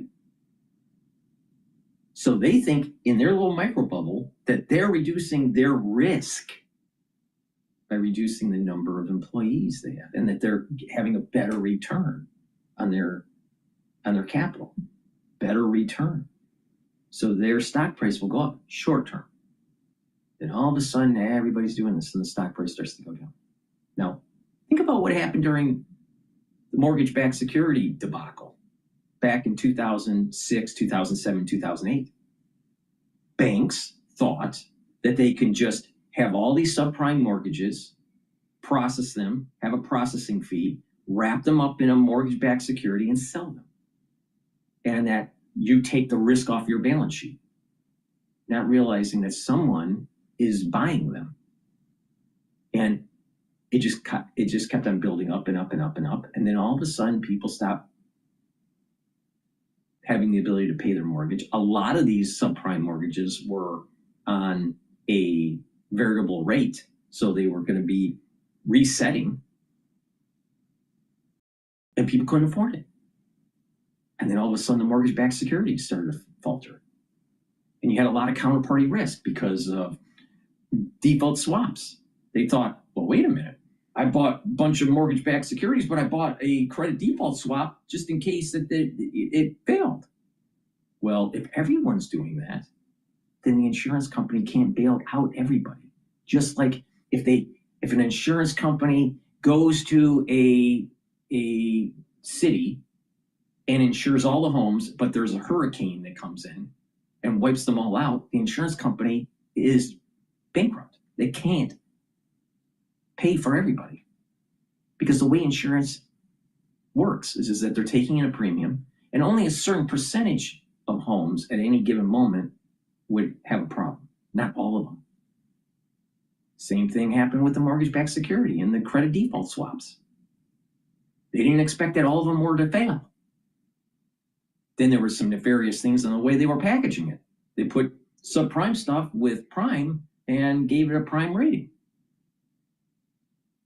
But the point here is that they thought they could take risk off their balance sheet. They thought that they can shove risk to someone else. Just like how CEOs think that they can just lay off people, implement AI, and they are an island to themselves. They don't realize the negative feedback loop that this is going to create. When labor is decoupled with capital, you will have a major problem, especially when you have a society that's debt-laden with car loans, with mortgages, with credit cards, with student loans. This is a big problem. So if most of the CEOs are thinking getting, reducing headcount because of AI is going to cause a systemic risk. Now, if it's employee enhancement, if it's job enhancement, if it allows for more productivity and more can be created, then you're going to have a growing economy. But if you use AI as a structural means to reduce headcount at your company and not to grow the pie, but to actually just have a bigger slice to the investor class, you're going to have a problem. You're going to have a problem in the society. And that was the big lesson learned during 2006, 2007, 2008. You cannot shift risk to someone else because everyone is connected.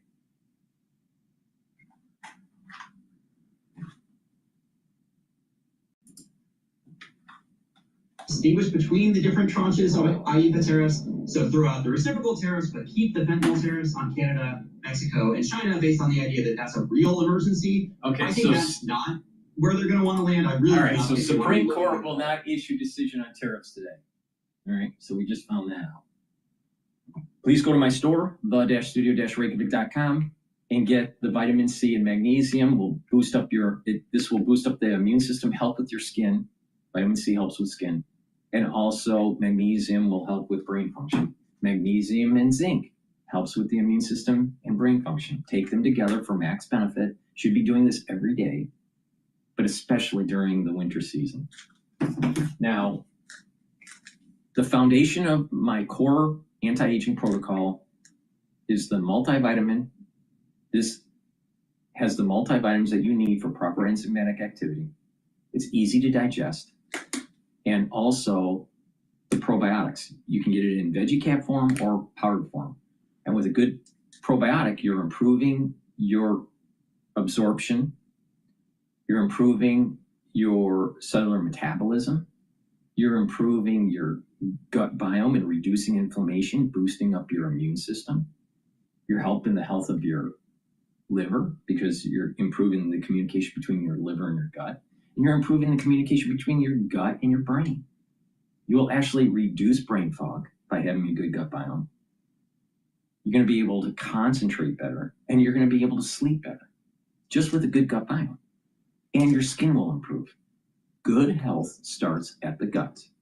So please go to my store, get the multivitamin, and get the probiotics. Use discount 5 and get $5 off anywhere. extensive margin to cover USMCA compliant Mexican imports or goods that are currently exempt. So I think the winners and losers are you're going to look very similar to who's already been. Well, it's more speculation, at least for now, Toby. Appreciate the help. Good to see you. Have a good weekend. So to come on the show, Goldman's first reaction to this morning's jobs report. Chief Economist Jan Hatzius joins us, as always, on Jobs Day here at Post 9. Plus, GM, the latest automaker to take a multi-billion-dollar hit as they throw in the towel on EV plans, the fallout, and who could see pain next. But first, Meta making a big bet on nuclear power, sending shares of its new partner surging today. What investors need to know in just a moment.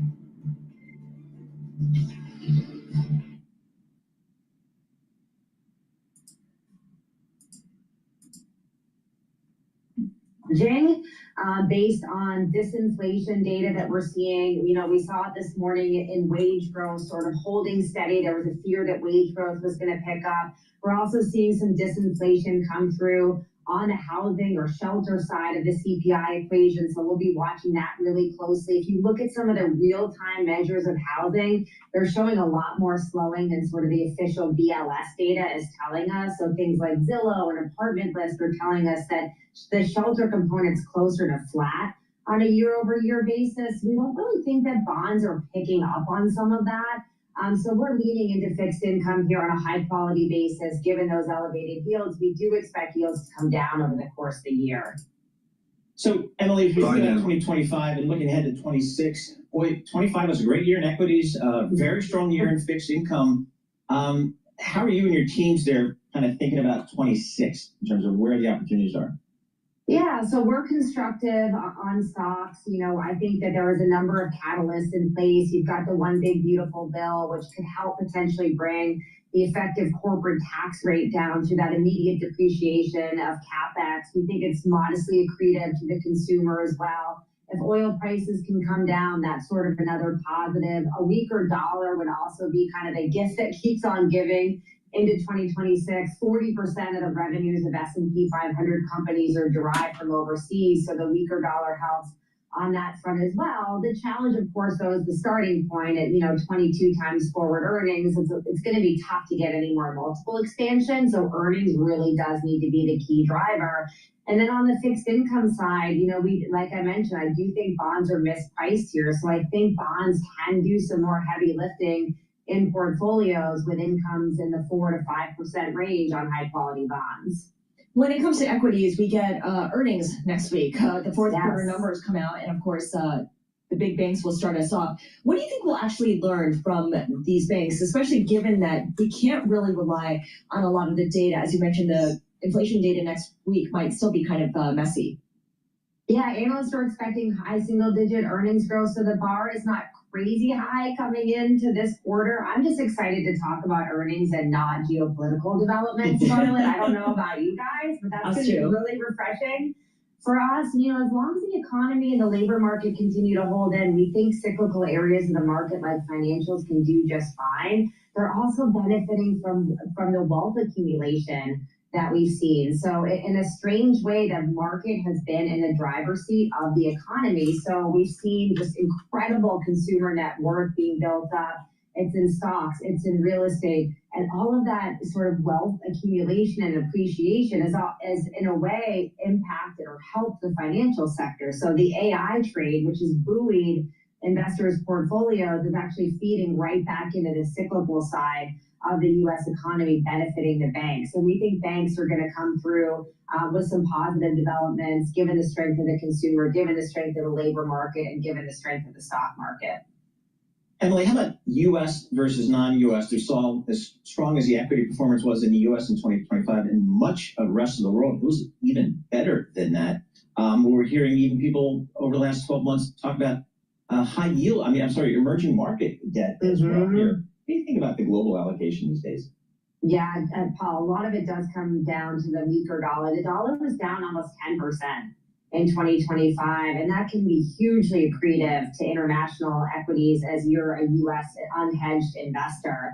It was pretty remarkable to watch the momentum that got built in overseas markets. I mean, you had things like the Kospi and Spain, up 80, 100% last year, really on technicals and momentum. It's just, we're living in this world of momentum where you sort of trade first and ask questions later. When you look at the fundamental backdrop for non-U.S. equities, it's like, okay.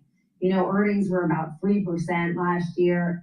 I don't know that justifies a 30+% return in Europe on 3% earnings growth. The economic data have been, I would say, mediocre. We're in sort of a malaise if you look at things like PMIs overseas, yet those markets are booming. It is tough to stop this momentum trade train, I guess, internationally right now. So we do have some exposure there. If the dollar weakens, we think it can help non-U.S. equities, but we see better earnings growth prospects here in the United States. All right, Emily, thank you so much for joining us, and have a great weekend to you. Emily Rowland, Co-Chief Investment Strategist for Manulife John Hancock in Boston.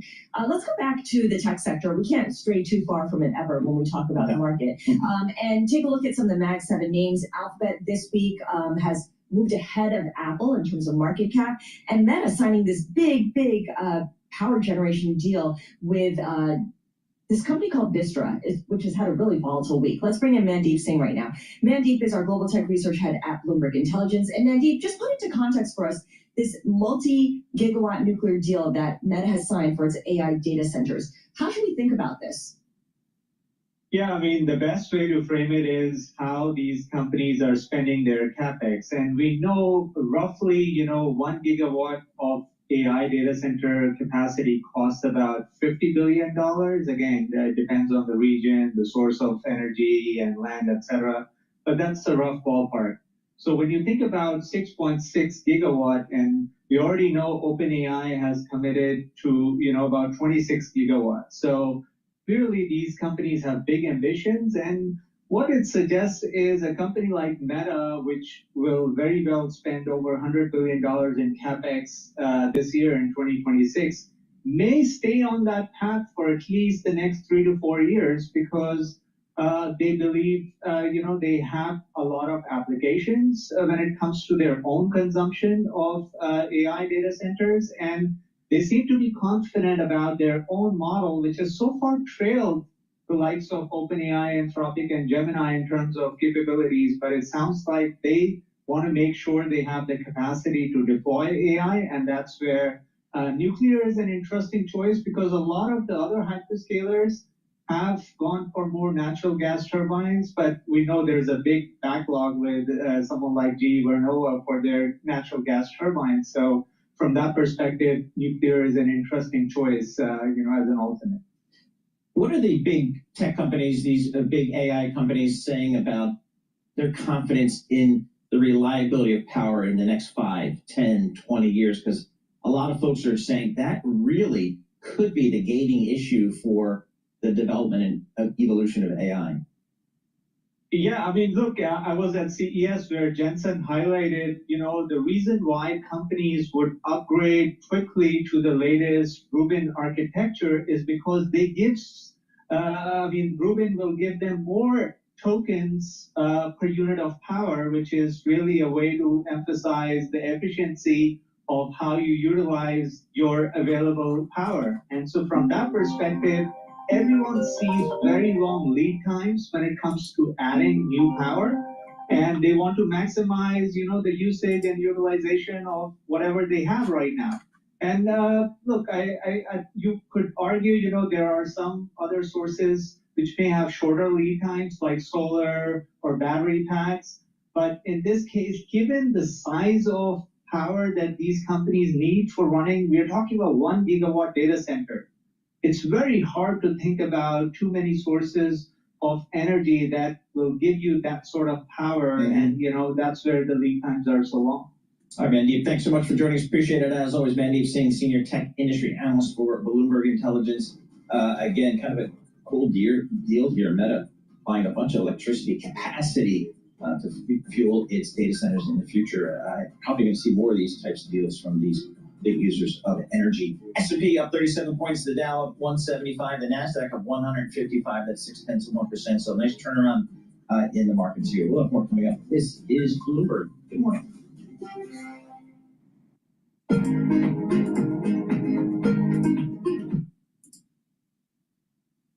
Better. Yeah. Not only a drop on the month, but also a downward revision. So the increase in the unemployment rate that we've seen over the last 6 to 12 months looks somewhat less concerning now. And I think if I'm the Federal Reserve, that's probably what I'm going to be more focused on, really the balance between demand and supply, especially given the uncertainty around the break-even rate of payroll growth. Well, the other thing they're going to be talking about, which sort of all investors and economists are scratching their heads over, is this boom we're seeing in the economy and in productivity, and it's not really leading to a boom in job creation. And I guess the question is why? Is it AI? Is it that we're at full employment? Is it that labor supply is just way down because of immigration policies? What's the reason? I'd say a couple things. One, there is quite a lot of uncertainty about how quickly GDP is actually growing. We still don't have a lot of the monthly source data. We've had a lot of noise in the GDP numbers because of tariff front loading, because of the shutdown. So I would withhold judgment a little bit on just how much GDP growth we're seeing. What is clear, though, is that we've seen an acceleration in productivity growth over the last 5 years relative to the 10, 15 years before that. And that, of course, means the speed limit for the economy is different from what it was. In the near term, I would put more weight, especially from the Fed's perspective, on the job market numbers. We're now actually sort of caught up in terms of having a full slate of information. As far as the jobs numbers are concerned, the shutdown's in the rearview mirror. We have the information, but that's not yet true for GDP. What's your stance on CPI? Well, I think in 2026 as a whole, I'm in the disinflationary camp because the sideways move in core inflation that we had in 2025 was related to tariff pass-through. We're estimating about 50 basis points of contribution. So you need to take that out of the underlying rate. So the underlying rate is still coming down. Wage growth is still trending down. Rent inflation is still trending down. So I think by the end of the year, when the tariff impact will have sort of cycled through the year-on-year comparisons to a significant degree, I think we'll be not too far from the 2% target. Are we by year end? By year end, we're at 2.1, 2.2%. Are we through the fattest part of the tariff pass-through? I think best guess, and of course a lot of that is going to depend on what happens to tariffs, when we get a Supreme Court decision, what will be replaced, etc. But under our baseline assumptions, we're through 50 basis points and have another 30 or 40 basis points to go. Does the move on GSEs, can they meaningfully compress the spread for mortgages?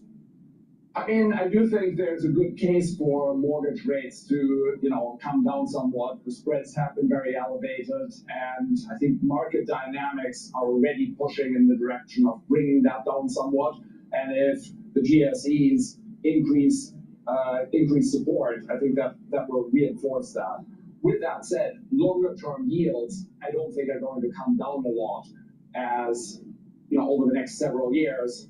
I think the term premium at the longer end of the curve is probably going to edge higher. We still have a very large budget imbalance, so the debt to GDP ratio is increasing, but the spread, I think, can compress. Okay, wait, I just want to dig into this a little. So you're talking about the announcement from President Trump yesterday that Fannie and Freddie are going to be buying mortgage-backed securities in the market to try to lower interest rates. It's interesting timing because it's at a time where the Federal Reserve has been letting those roll off of its balance sheet, right? They're not outright selling, but they're letting them roll off and reinvesting in treasuries. So is there an offset impact here where Fannie and Freddie are buying and they're rolling it off? Yeah, Can you talk about that? I think there is an offset, and of course a lot of the moves in the market are ultimately offsetting. So I tend to look more at the fundamentals. For me, the fundamentals are that long-term treasury yields, I think, are going to be around the current levels and maybe edge higher over time because of a widening of the term premium. But at the same time, the spread between mortgage-backed securities and treasuries has been relatively wide, and I think that can come in over time. Back to to sort of end on the jobs report. Manufacturing jobs down 75,000 year over year, another 8,000 lost in December. I'm just curious as to whether that surprises you at all, Jan, given the trade policies were designed to bring manufacturing jobs going higher.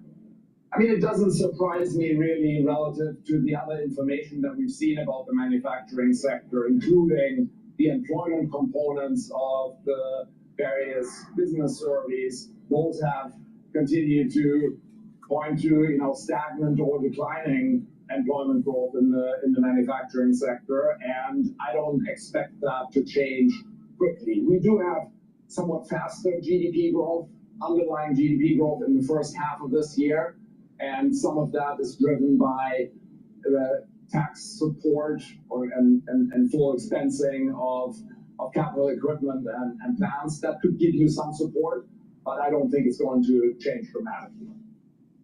Hey, Jan, really good to have you as always on a jobs day. Great to be on. Jan Hatzius from Goldman Sachs. When we come back, the co-president of one of the largest owners of single-family homes in the U.S. will get his take on this plan to ban institutional investors from buying some single family. Stephen Scher will join us next hour on Money Movers. First, though, GM under some pressure today as the company becomes the latest to take a hit from. Please go to my store, the-studio-reykjavik.com, and get the digestive enzyme complex. This digestive enzyme complex will help you to break up carbohydrates, proteins, and lipids, reduce the stress on your pancreas, and allow you to absorb your nutrients with less stress. Super important. Olive leaf extract, dual purpose. It'll boost up your immune system and help with your cardiovascular system. Brings down inflammation and helps to control the lipid profile. Vitamin D3, super important to take every day. Do some resistance training, take in some calcium, either through a calcium supplement or drinking milk. By doing the resistance training and taking vitamin D3, you're improving your bone density. Vitamin D3 is a cofactor for gene expression, and vitamin D3 helps to get rid of cells that need to go into apoptosis if they're infected. That's the reason why you need to take vitamin D3 during the cold season. Olive leaf, omega-3. Omega-3 will bring down inflammation and help to control your lipid profile, bring down the LDL levels and help to improve your HDL levels. There's olive leaf extract does work synergistically with omega-3. Now, omega-3 will also help to reduce overclotting of your red blood cells. So you should be taking omega-3 every day to help with your cardiovascular health. So take the omega-3 for the cardiovascular health, the D3, especially for bone density and to help to get rid of cells that need to go into apoptosis, the olive leaf extract to help with your immune system and your cardiovascular system, and the digestive enzyme complex to help to digest your food and reduce the stress on your pancreas. Use discount 5, you get $5 off any order. If you spend $100 or more, you get a free gift until supplies last. Now, in terms of homes, this idea of preventing institutions from buying single-family homes, I think is a good idea. Why? Because they've been buying up the stock at a premium and raising the cost, and the affordability to being able to purchase a home is reduced, especially for younger individuals. And these companies are buying these homes. They are not only buying them at a premium, bringing up the price of the homes in an area, but they're trying to rent them out now. All right, so it kind of, if they buy a lot in an area, it kind of brings down the actual quality of the neighborhood. So I think it's a combination of bringing down the quality of the neighborhood, bringing up the price of the cost of homes so it's out of the reach for most people. These companies are starting to realize that with the insurance and the maintenance and managing all these different properties, it's becoming a problem. So some of them are starting to sell off properties. So if you are a homeowner, right, and this type of activity is taking place in your area, you have a capital appreciation. Oh, so you love it. But if you're trying to buy a home, you can't, because everything's at an elevated price. So when they start to sell off these properties, you're going to actually see a suppression of the actual cost of the homes. The homes are going to start to go down because these companies are going to start to dump the inventory. All right, let's listen into what's going on with GM. $6 billion will be written off by General Motors. That will impact the net income, but EBITDA is not going to be impacted by this. Q3, they wrote off $1.6 billion.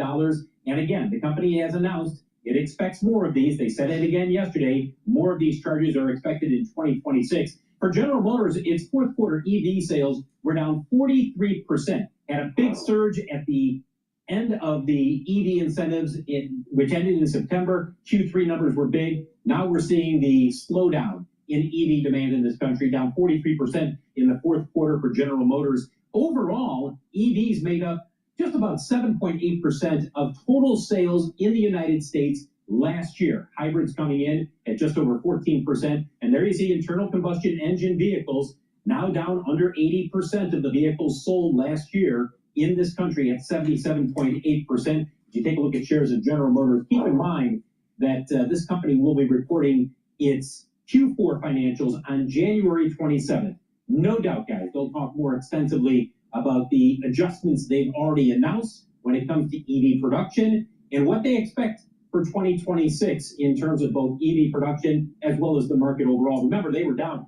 EV sales, I should say, were up just 7% for the whole country in 2025. We'll see what happens as we see the end of those EV incentives. We'll see where it comes in for 2026. Yeah, and obviously a lot of that, I think 7.8% is made up of Tesla. Bigger picture here for me, Phil, it was only a few weeks ago, Ford announced, $19.5 billion in charges for its EV plan. So what are we going to be getting when it comes to EVs from Ford and GM in 2026 and 27? What are they actually going to be producing? well, it's going to be dramatically lower than what we've seen in the past couple of years. But they've both been very clear about this, David. They still plan to sell electric vehicles. Ford is pivoting away. Let's give it an example here. The F-150 Lightning, that's going away. It's the pure electric one. What they do plan to build in the future will be in an extended range electric vehicle, which, as you know, it has essentially a generator on board. You fuel that then provides power to the electric motors. So you get greater range there, but it's not pure electric. And for General Motors, it will still sell pure electric vehicles, but it's already made a decision on its Orion plant in Michigan to pivot away from EV production at that plant to internal combustion engine production. So essentially shifting more towards either internal combustion engine vehicle production or hybrid production. Got it. All right. Thank you, Phil. Phil, the GM shares down 3%. We are just a few hours away from a key meeting with oil executives at the White House to discuss the developments in Venezuela. We'll bring you live to Washington for details on what to expect here. And do not forget, you can catch Squawk on the Street anytime, anywhere. Listen to and follow the Squawk on the Street podcast. We're back in just a moment.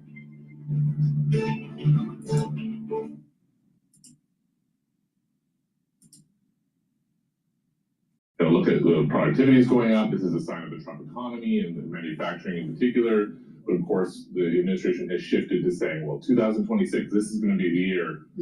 The implication that 2025 didn't end necessarily with the boom that they had hoped for, but we'll see. But right now, absolutely, it's the case that these remain verbal pledges, almost aspirational in many cases, as opposed to like hard fine print. Before we let you go, Josh, the Supreme Court did not issue a ruling on Trump's IEEPA tariffs, its reciprocal tariffs. Was there any, I guess, betting that it would happen today or next week? I mean, we're talking about how the Supreme Court it can wait until the very end of its session to come out with this ruling. Yeah, there was thought that it might come in December. So when the Supreme Court said today as its first day of rulings, there were, people thought, oh, this could be the first day that it could come. Now we go back to sort of waiting to see when they schedule the next rulings, and we will see. But it's not coming today. I will say that there was a call last night. Hassett talked about it earlier today between Trump economic officials talking about their plan B, and they said today, and they said before that they plan on acting if they lose the case. They think that they will win the case, but if they lose it, they talk about pivoting to other authorities. Today they talked about Section 301. They talked about Section 122 in the past. Tariffs are going to be a part of Trump policy. All right, Josh, thank you so much. Josh Ringgrove. Here's the problem. If the Supreme Court issues that the way Trump conducted the tariffs is inappropriate, then it's going to cause instability in the market because no one will know exactly what the tariffs will be in the short run. And so you're probably going to see VIX spike a little bit. Now, will it be as bad as April of last year? No. So I suspect that if the Supreme Court releases a negative ruling against Trump, then we're probably going to see a little bit of a downdraft on the market. But they have these other mechanisms. But these other mechanisms will be like, well, what exactly does that mean with the tariffs that have been negotiated with certain countries? What goods and services, or what goods that are being provided? What's the tariff rate? So there's going to be a lot of unknown. Now, in terms of the reimbursement, some of these companies are trying to get in line to get the reimbursement. But I thought that the economists were saying that the pass-through is going to the consumer. Well, if the pass-through is going to the consumer, shouldn't all of the tariff money go to the consumer and not to the companies? So think about this for a second. All right. The companies are saying they had to raise their prices. The economists are saying they had to raise their prices and have the consumer absorb it. Now, if the economists want to be truthful and the companies want to be truthful, it's about 1/3 to 2/3. Not 100%. But so 2/3 of the money should go to the end user, should be reimbursed if the government if the Supreme Court is saying that it was illegal. So the money shouldn't be going to the companies. So what's going to happen is that the consumer absorbed the cost, maybe 2/3, maybe 1/3. Some pontificate that it's 100%, which it's not. But let's just say it's 2/3. The consumer absorbed that. The company absorbed 1/3, or companies within the chain absorbed 1/3. So how much should the company be reimbursed? 1/3, and 2/3 to the end user, the customer, the consumer? Or will it be 100% to the company? So what happens is that the company ended up making money. They get their tariff of 100%. This is a potentiality of the way this is set up. The government gives the money back to these companies. So let's say there was $100 of tariffs for a particular good, and they give that $100 to that company. But the end user paid $66 of the tariff. Now, the end user isn't going to get the tariff money. So if the end user isn't getting tariff money, the reimbursement, and the company gets the $100, so they made money. They made $66 on top of their normal. So this is a windfall for corporations if this isn't divvied out fairly. And because of the complexity of this, it would be very hard to divvy it out fairly. So either all the money should go to the consumer, to the end user, or there needs to be an average where a certain percentage goes to the company and a certain percentage goes to the end user, to the customer. But the government's not going to do that. I'm willing to bet that these companies, they're going to get reimbursed. So they get money. They will make money on it now. They're not getting just reimbursed. They'll make money on the difference that they pass to the customer. Now, if they passed 100% of it to the customer and they get the reimbursement, the company gets the reimbursement of $100, then they've made $100 because they've already passed it through to the customer. So now you add in the potentiality of getting a reimbursement to the end user, the tariff money that Trump's been saying, oh, you're going to get a check. So the government is going to send a check to a company, and the government is going to send a check to the consumer. Now, is it going to be the full amount of the tariff or only a certain percentage of the tariff? If it's only a certain percentage of the tariff, that's more fair.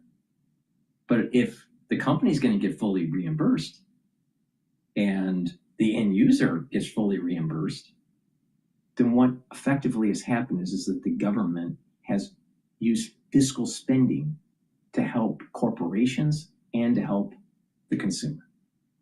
And it's more wasteful spending. It's a fiasco. It's a total fiasco. These companies should not be reimbursed because a lot of these economists were saying it's almost 100% pass through, which is not. It's probably around 1/3 to 2/3. The region wouldn't have that much of a shift to head back. I have not been down there. You have. Oh, it's fairly close, and of course, as you know, it's similar reservoirs or same. I mean, you're talking about the same, I guess, geology, and I don't want to go too far here, given my lack of knowledge, Brian. But there's no doubt that it is close by. And remember, we can remember not that long ago when there were threats from Venezuela in terms of Guyana itself and taking control, so to speak, of their oil, which is going to approach, 1 million barrels a day at some point, right? Which would exceed that from Venezuela, which is so much bigger in terms of the country. And Brazil's down 4 million barrels a day vis-a-vis Petrobras. One thing, but finally, that guys know we're going to head to the White House. Watch Iran. The protests that are there don't have a lot of information. Iranian oil is all the same company, NIOC, National Iranian Oil Company. if there is some kind of meaningful change in Iran, it's going to involve oil. That's 3.2 million barrels a day. Watch Iran. That may factor into some of these negotiations and discussions today as well. Yeah, as we get closer and closer, Brian, to a six handle on West Texas. Pretty interesting. Brian Sullivan in D.C. When we come back next hour, a Canvas interview, former Goldman CFO, now turned single-family home investor Stephen Scherr is with us. We'll talk about the president's plan to keep institutional investors from buying single-family when money movers begin. Besides put money to work, how quickly could they get Venezuelan oil back online? Years, decades.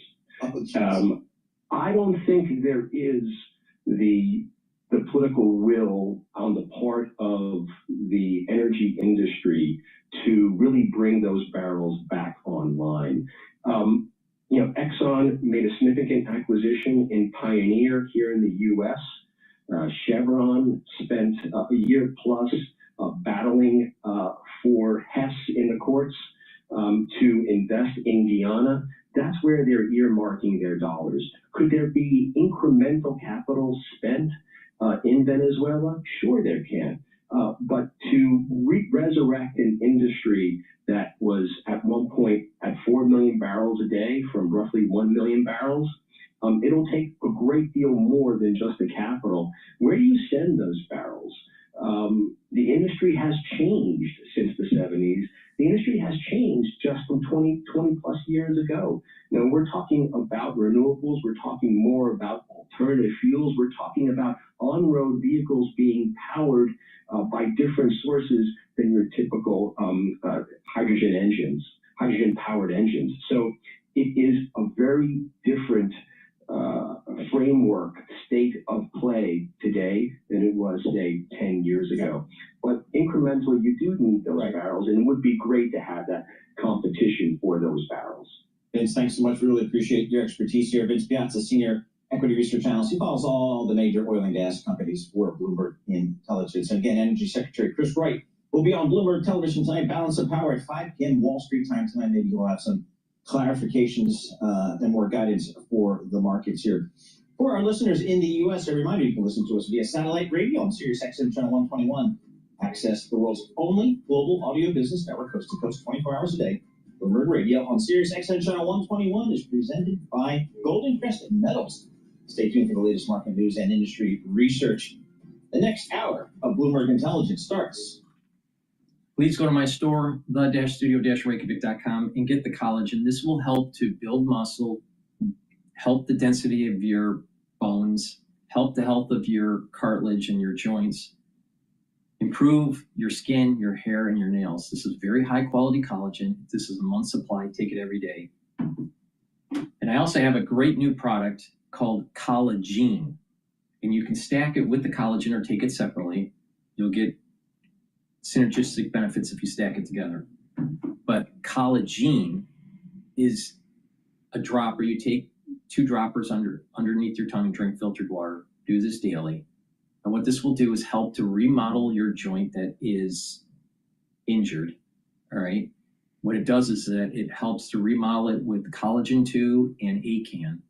ACAN helps with the cushioning of the joint. It also this will help to bring down the inflammation and reduce the erosion of the joint, and also help with the pain receptors. So what this will do is it'll reduce the pain, help to remodel, and bring down that inflammation.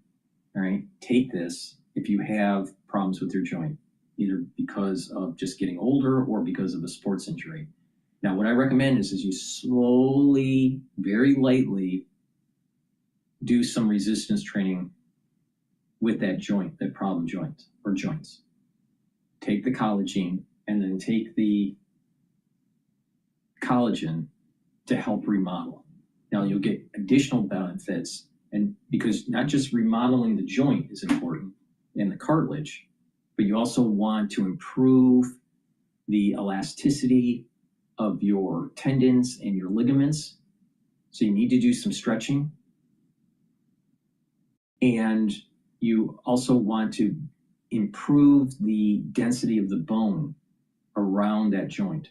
Because usually if you've had chronic inflammation at the joint level, you've probably eroded some of the bone and started to develop osteoporosis. Or, I'm sorry, osteoarthritis. All right. And you're causing more pain in that area. So it's important to remodel the joint and also remodel the bone structure around the joint to reduce that osteoarthritis. Now, if you start having brittle bones and osteopenia or osteoporosis, you really need to start strengthening the bones. That's taking in calcium, taking in vitamin D3, and taking in vitamin K2. But it's really important that if you have a shoulder injury or a knee injury or just joint pain because of getting older, you can reduce this effect by taking the collagen, and that will help to remodel the joint, bring down the inflammation, reduce the pain. And then if you do this in a holistic way, like I've just mentioned, you'll be able to remodel the joint, the musculature, the tendons, the ligaments, and the bone density. Because chronic joint pain will lead to, there's a very high probability that it will lead to osteoarthritis. So please go to my store and get the collagen and stack it with the collagen. All right.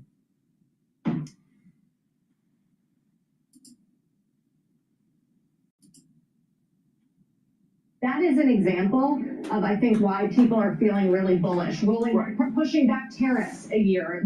Sort of the administration almost every day now rolling out something to help trying to juice and make the consumer feel better. Yeah, That's cool. That's exactly what I was saying, though. Negative for margins and pricing. It could be. But that's kind of what I was saying. But basically, people are saying, yeah, we know the tax provisions are going to kick in. We're going to get an extra little bump in terms of refund season. That was already baked. But I do think that what I meant by the run and hot scenario has everybody believing it is for that reason. It's because you see them pulling every lever they can grab, and it's all this sort of, oh, look, it's demand-side stoking of the housing market. It's a CEO running the White It's a House. CEO who's trying to grab for the tools that are, and you know what else it is? It's the Treasury issuing on the short end, the way they criticize Yellen for doing forever, and it's every single move that was tried before. I mean, accelerated depreciation is corporate cash for clunkers, okay? That's my take on it. Often things they've already bought, already spent money on. Which is all fine. And it does get the economy moving. Right? I mean, you see whether you actually have leverage in those levers or not. I think more to the point, though, the market craves other things to play besides AI. There's AI fatigue. It seems a little bit zero-sum among the mega caps. You see a day like today where the wild, long shot energy plays are again flying, and it shows you, okay, we sold those in the first few days. All we cared about was memory. It's become a very whippy trade, that AI theme, and so everyone would love to just say, let's buy FedEx, let's buy United Rentals, let's buy Marriott, let's buy Sterilize. But home builders best week in almost a year. Exactly, and I think the question is, how much of a ceiling do you have on valuation above where they're already trading? I was looking at American Express the other day. American Express is 22 times earnings. It's a financial. It hasn't traded up there really since the global financial crisis. So I think you see that, step by step if you go through the market, that, it may be cheaper than Alphabet at this point, or it's cheaper than Microsoft, but it's not cheap relative to its own history. Even though they're looking beyond the AI, I mean, what's propelling the utilities to the top of the market today, it's an AI trade. Vistra is up 13%, and then some of these other nuclear plays, Constellation, NRG, they're soaring on this meta announcement. I don't mean to say that it's over. Yeah. It's just that the market felt as if it was too narrow, too extended in one direction, and they want to try something else. Yeah, hence the small cap stuff. And they also want to just own risk. So it's not as if, equity exposures are already really high, and even if you're kind of just going to rotate around, it's not because you want to go to cash. You want to actually just find something else that's underexploited. All right, Mike, thank you. And as always, Mike Santoli. For more on the market and the outlook for deal making in particular, let's bring in Citizens Commercial Bank Vice Chair Mark Lehman. Mark, from your position where you sit now at Citizens, how does the outlook shaping up? What does activity look like? I Happy New Year. Maybe too late Happy to say New Year. that, but I'm going to anyway. I think 26 is starting off the way we expected with some announced deal activity. It will be a good year. I think the market will widen out in terms of kind of deals. We saw a lot of mega deals in 25. I think it'll be a widening year for more mid-sized companies in 26. And I also expect it to be a very productive year. There's a lot of pent-up demand. There's a lot of pent-up supply. And I think that will be occupied a lot of people's desks in the next 3 to 4 quarters. What sectors are you watching when you talk about how optimistic you are on M&A? I think tech will be very busy. I think we've seen a bunch in healthcare. Obviously, the resurgence of life sciences in the last half of last year, I think was somewhat unexpected, but we've seen a really good sector there. And I think we're going to continue to see, consumer.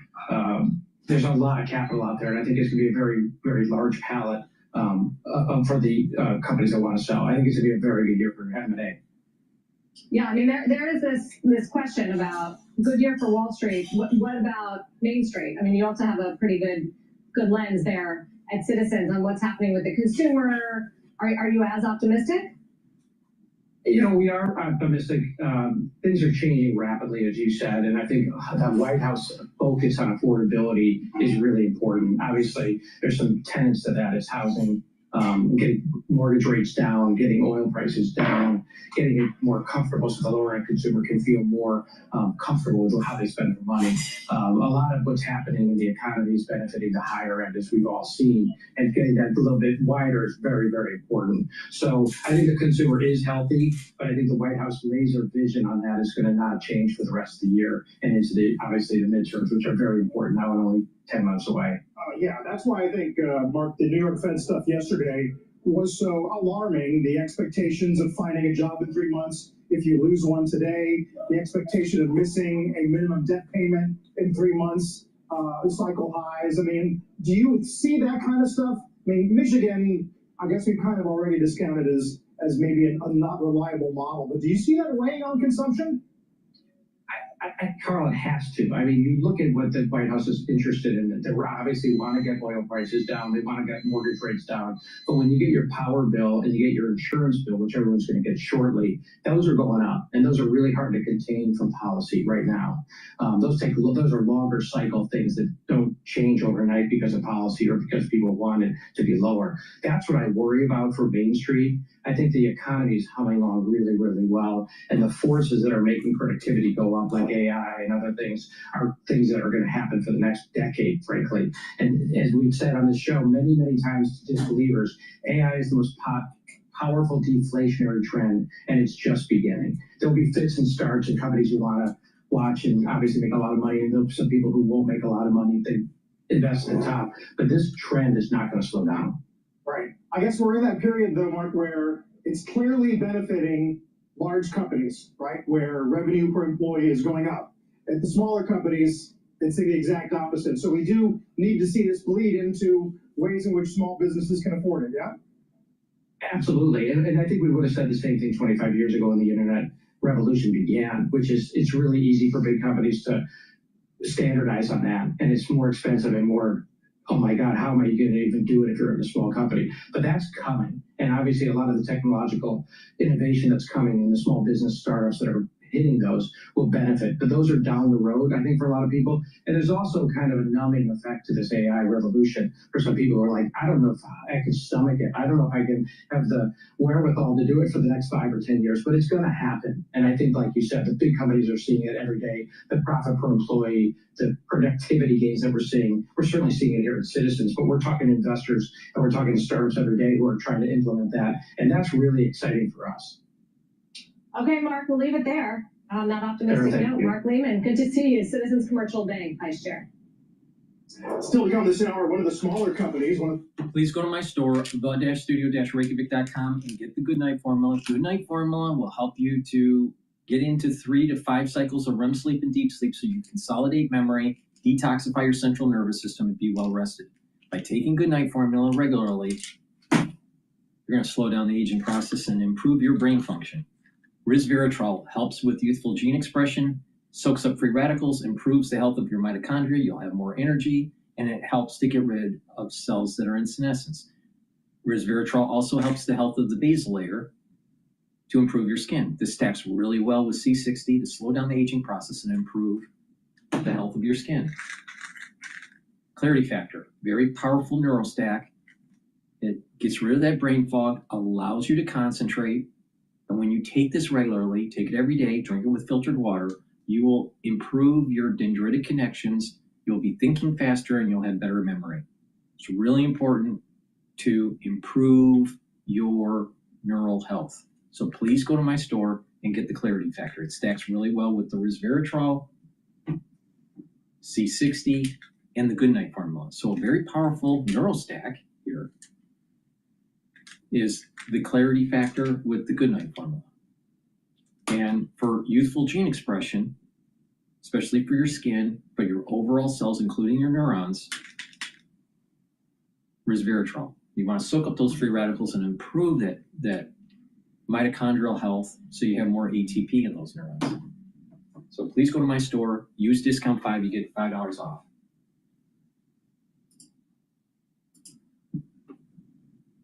Back again. It's only 1 month, but it fell back again. So it's telling you that we're not seeing a massive increase in unemployment.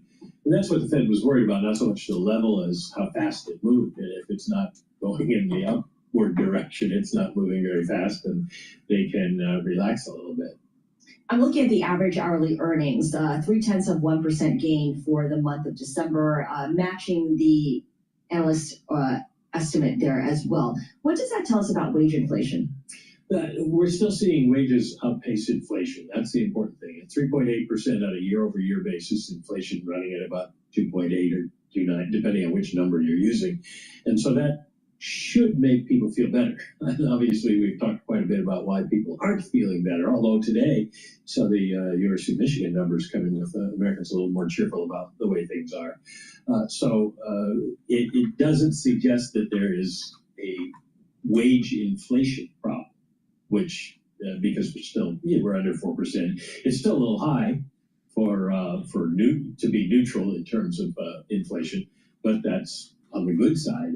If inflation's still coming down, but we're getting more money in our paychecks. You know, we talked to Joanne Shu from the University of Michigan just moments ago, Mike, and I tried to take a glass half full approach like you did. Hey, it came in a little bit better than expected, and she said, no, we're still bouncing along below here. You want to see something with a 60 or a 70 kind of, you know, and so. Yeah, no, it wasn't like go throw confetti. Yeah. But, that's what I was trying to do. Part of the problem with these sentiment surveys is you tend to get a recency bias. People are comparing how things are today to how they were a month ago or last summer or whatever. And you get people saying, well, you know, look at where we were. This is so much lower. It's just been that way for a long time. And the one that always gets me is consumer confidence is lower than it was. I want to listen into CNBC about the court not issuing a tariff announcement. I think that this is a complicated case, and I think the Supreme Court needs the time that it needs to get it right. We'd rather see it get done right. What led you to take the stance you have? Well, the tariffs were a significant threat to the future of our business. We have a lot of families counting on us, and so I just felt like we couldn't stand by idly. We had to defend ourselves. Did your legal counsel suggest to you that you stood a good chance in court? Oh, I firmly believe from the outset that this was unconstitutional and unlawful, and I went looking for counsel to represent us for that. So what's happening is these companies are asking the government for a rebate on the tariffs. Yet we've been told by economists that the consumer was going to get 100% of the pass-through. The reality is it's around 1/3 to 2/3. So the companies are going to ask for a reimbursement of the tariff, not give it back to the consumer. The 1/3 or 2/3 pass-through, they'll keep it. And the consumer paid for the tariff. Think about that for a second. The ones that should be getting the rebate is the end consumer. Is it 100% pass-through? Then 100% of the rebate should be going to the consumer, not to the company. Now, if there was no pass-through, then it should go 100% to the company because they absorbed it. But the reality of the situation is that it's going to be some sort of, depending on the type of good, depending on the company, there's going to be some sort of split. Maybe a 1/3, 2/3 split, maybe a 50-50 split. But how are you going to manage that with so many products across the economy, with so many different companies? So what's going to happen is that you got a bunch of companies that are suing Trump's administration and asking for a tariff check. But they're not going to give it to the end user, to the ones that they increased the price to and the consumer actually bought. So it's a major windfall for the corporations. And this is what happens when you have the Supreme Court getting involved with the economy, because many lawyers are stupid, even the ones that are on the bench. And it doesn't matter if you're a Democrat or a Republican, or if you're a conservative judge or a liberal judge, it doesn't matter. Most lawyers are stupid. So this is going to be a windfall for the corporations. Meanwhile, the average citizen paid most of the tariff, 2/3. Are we going to get a 2/3 check? Maybe, maybe not. But let's just say that we do get the 2/3 check, and the corporations get 100% of the tariff check. Then that means that the government actually spent more money than actually brought in. So we have more debt because the Supreme Court got involved with economics.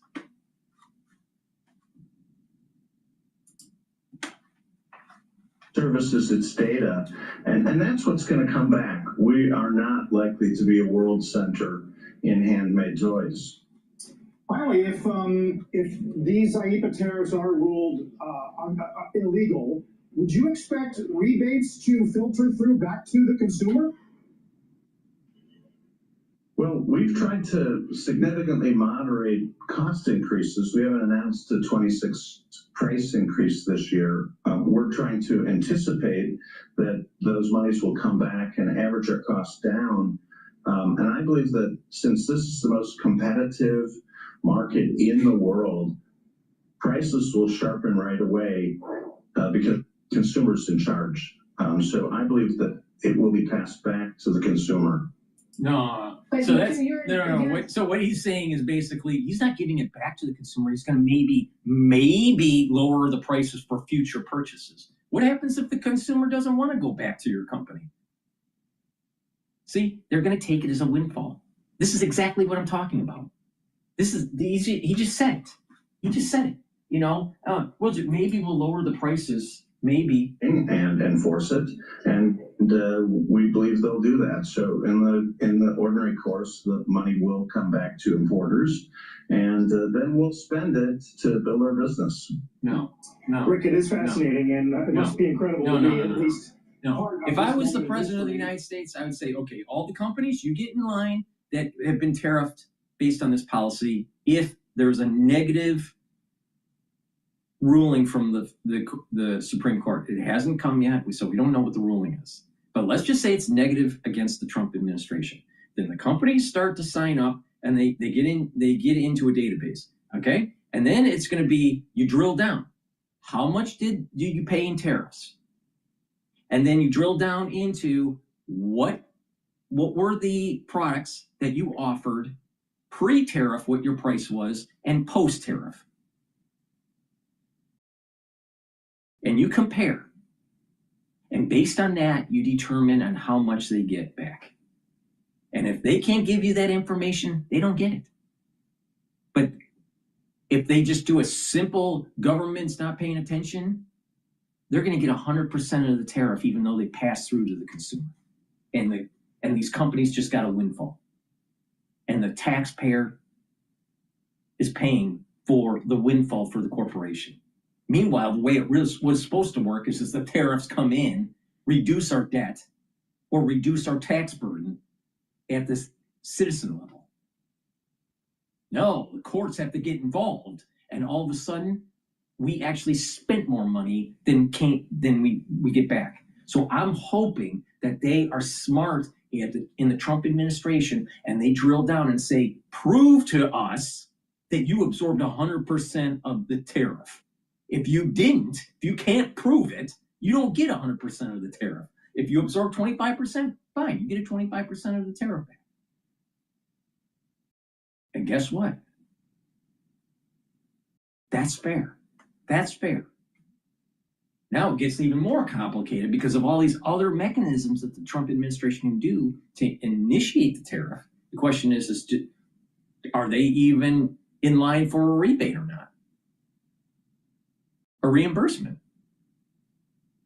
Maybe, maybe not. Who knows? But this is the complication. You have a litigious society, and literally it is harming the citizen, the taxpayer.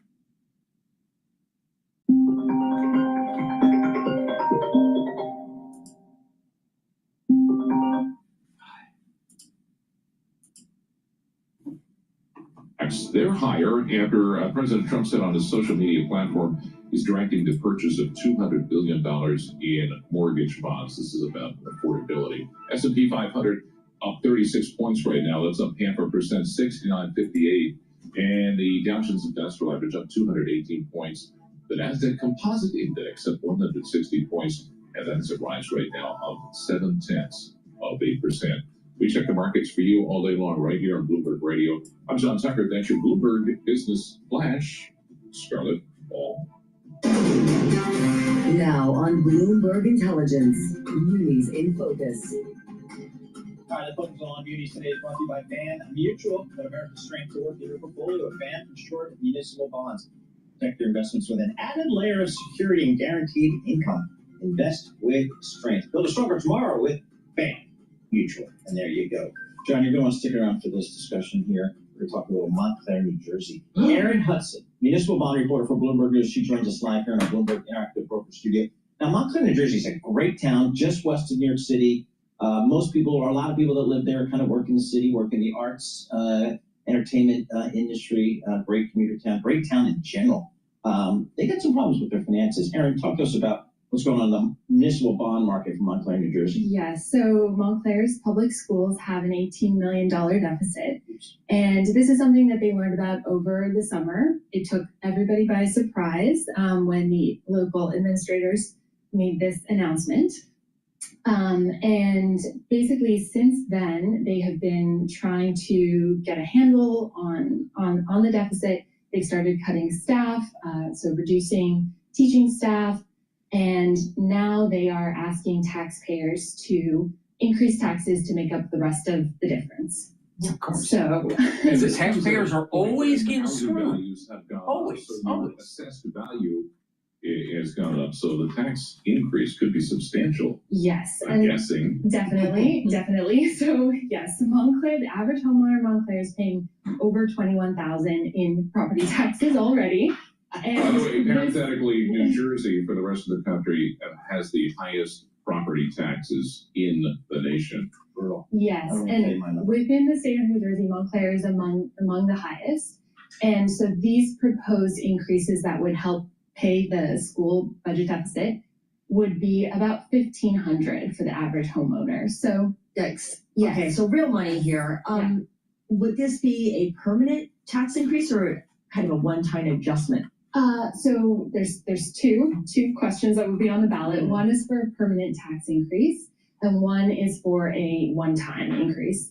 And so part of that is that what the school district is saying is that they are facing a structural deficit. So clearly mistakes have been, there's been issues. There's unbudgeted expenses so expenses are way higher than revenues, but they are saying that in addition to just solving this $18 million gap, they are going to need more money going forward. So this is a tough pill for residents to swallow, especially when they're seeing their home. The town is also in the middle of or about to go through a property tax reassessment. So taxes will be going up for a lot of people regardless. And Montclair is an interesting town. I'm not sure if it's a city technically, but There's a lot of wealthy people there, average home over north of $1 million, but it's a very diverse population, all different income levels. So the average salary, the average median household income is about $167,000. So the numbers that for a lot of people, these taxes are going to be just onerous. My question is, where did the budget shortfall come from? Yeah, that is really the question. What the district has told us so far is that there were unbudgeted expenses. They found unpaid bills. Who's running the district now are administrators who started their terms in July 1st. So these are new administrators who took control of the district and immediately announced that they saw a deficit, and that's what this district is grappling with now. When you open your tax bill, it's just like it breaks it down, the county, the municipal, and then the school. Far and away, the school part of the tax is the biggest part of any homeowner. Yeah, that's why New Jersey, I don't know. And here's the problem. Some of the best the private schools are doing better than the public schools. Your kids, they're coming from the public schools, they can't read, they can't write, they can't do mathematics, they're stupid. But yet they'll keep on jacking up your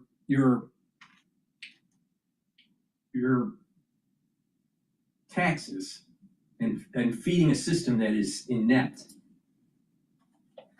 In terms of the Black population in Montclair has been declining over time. And that's something that is concerning residents, some of the township's council members also. This is on their radar too, that you know, people are getting priced out, and especially as these home prices rise, it's just becoming unaffordable. I know my assessed value of my home, based of which you base the taxes on, has gone up dramatically. Right. I don't know what to, I'm at this point going to leave empty beer kegs on the front lawn and jack up an old car. Right.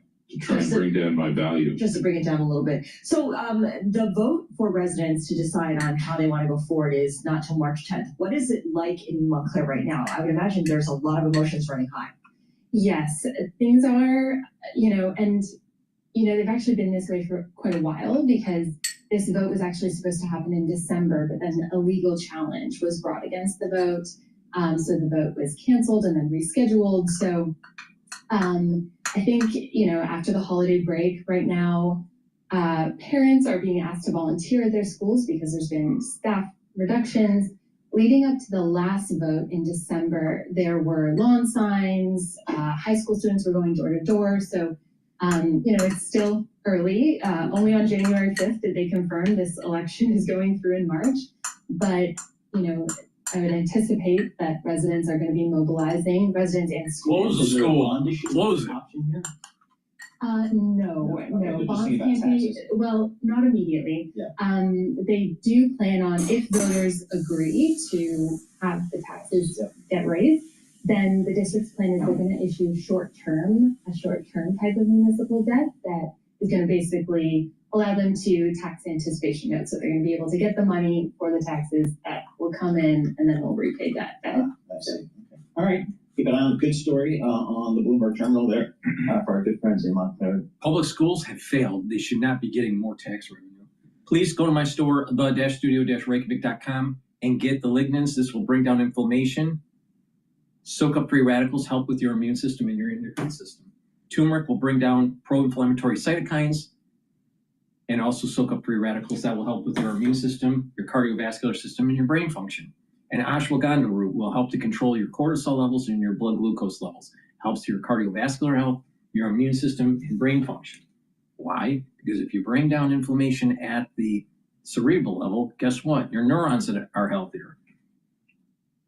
So get the ashwagandha root, the lignans, and the turmeric together. It's a very powerful stack to slow down the aging process and to help with your immune system and your cardiovascular system.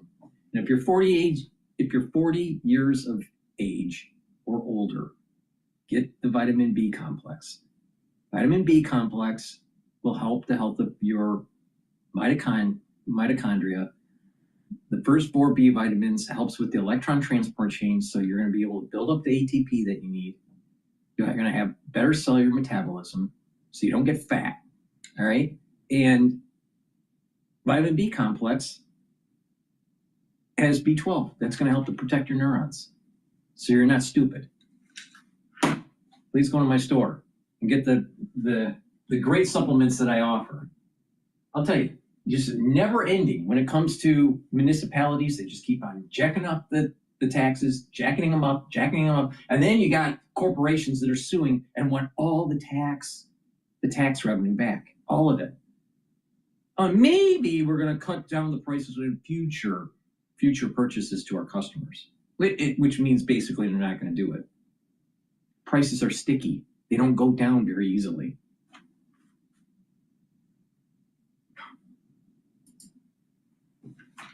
I think Chains had a really nice year in 2025.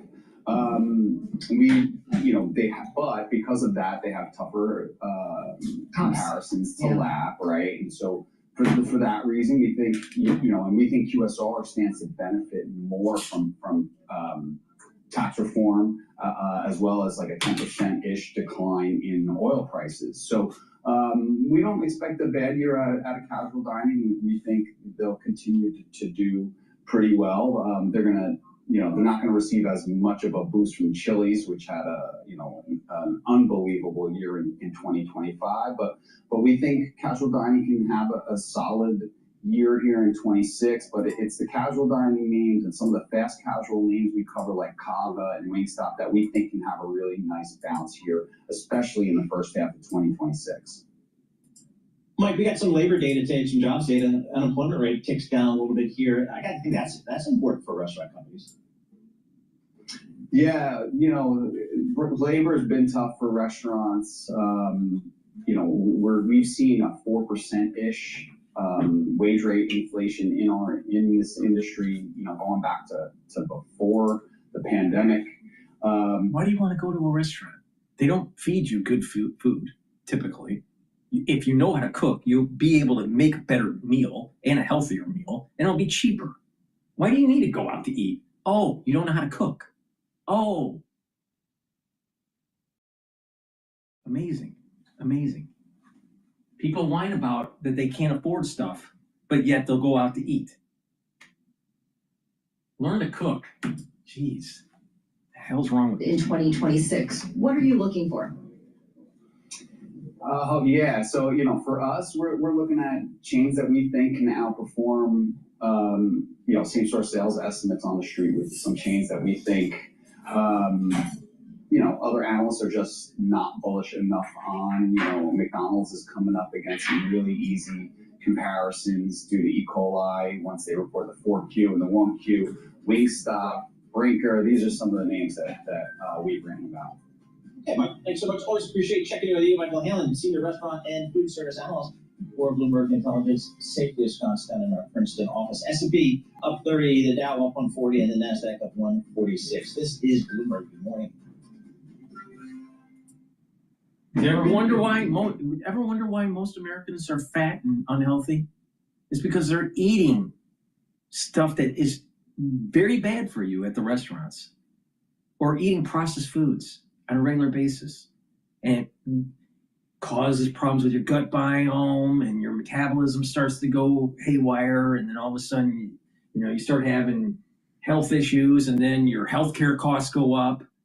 Your kids are stupid, and you got to spend more money for taxes to supposedly to put more programs in your public school, and it doesn't work. The reality is that if you want to have a more productive society, you literally have to just eat better. And when you eat better, you have better food, and you take care of your health, you're going to have a more productive society. No. We gotta have to have fat culture and the sad diet that will lead to problems with the economy, that will lead to problems with their health, will lead to problems with military prowess. Yeah, but just go to McDonald's and eat some more. Or, just go to, Olive Garden and eat some more. You're never, the never-ending bowl of whatever. Pasta. I mean, it's crazy. The United States needs to get off of their fat ass. Please go to my store. the-studio-reykjavik.com and get healthy. You know why? Because you'll be a more productive citizen. Get the gladiator barley. You know, you need to be a gladiator so we can fight the fucking Chinese. Gladiator barley is going to help you to build muscle. When you have more muscle, guess what? You're controlling A1C levels. Oh, guess what? The two most biggest diseases in the United States, diabetes and cardiovascular disease. Why? Most of it is self-induced. Now, go to my store, get the gladiator barley, do some resistance training. You don't have to look like Arnold Schwarzenegger, but you get healthy, build some muscle, control their A1C levels. Bring down inflammation, soak up free radicals, and detoxify your body. And guess what? Your immune system and your endocrine system gets better. Your body is healing. It even helps with brain function because by bringing down inflammation at the neuron level, you're maintaining those neural connections so you don't turn stupid. Get the gladiator barley and Myotrol. Myotrol has polyphenols, flavonoids, and lignans to help with the gene expression that you need to build muscle. When you get older, your gene expression changes. It's called methylation. And that epigenetic profile, because of age, leads to not being able to build muscle as easily. This will help to build muscle and to maintain it. It stacks well with gladiator barley. And when you do some resistance training on a regular basis, you eat properly, you stay away from processed foods, drink filtered water, learn new things, do balancing, stretching exercises, and a little bit of cardio. You want to do more resistance training. Make sure you strengthen your back muscles. And guess what? That is a holistic approach to slowing down the aging process. So you're not a fat American pig.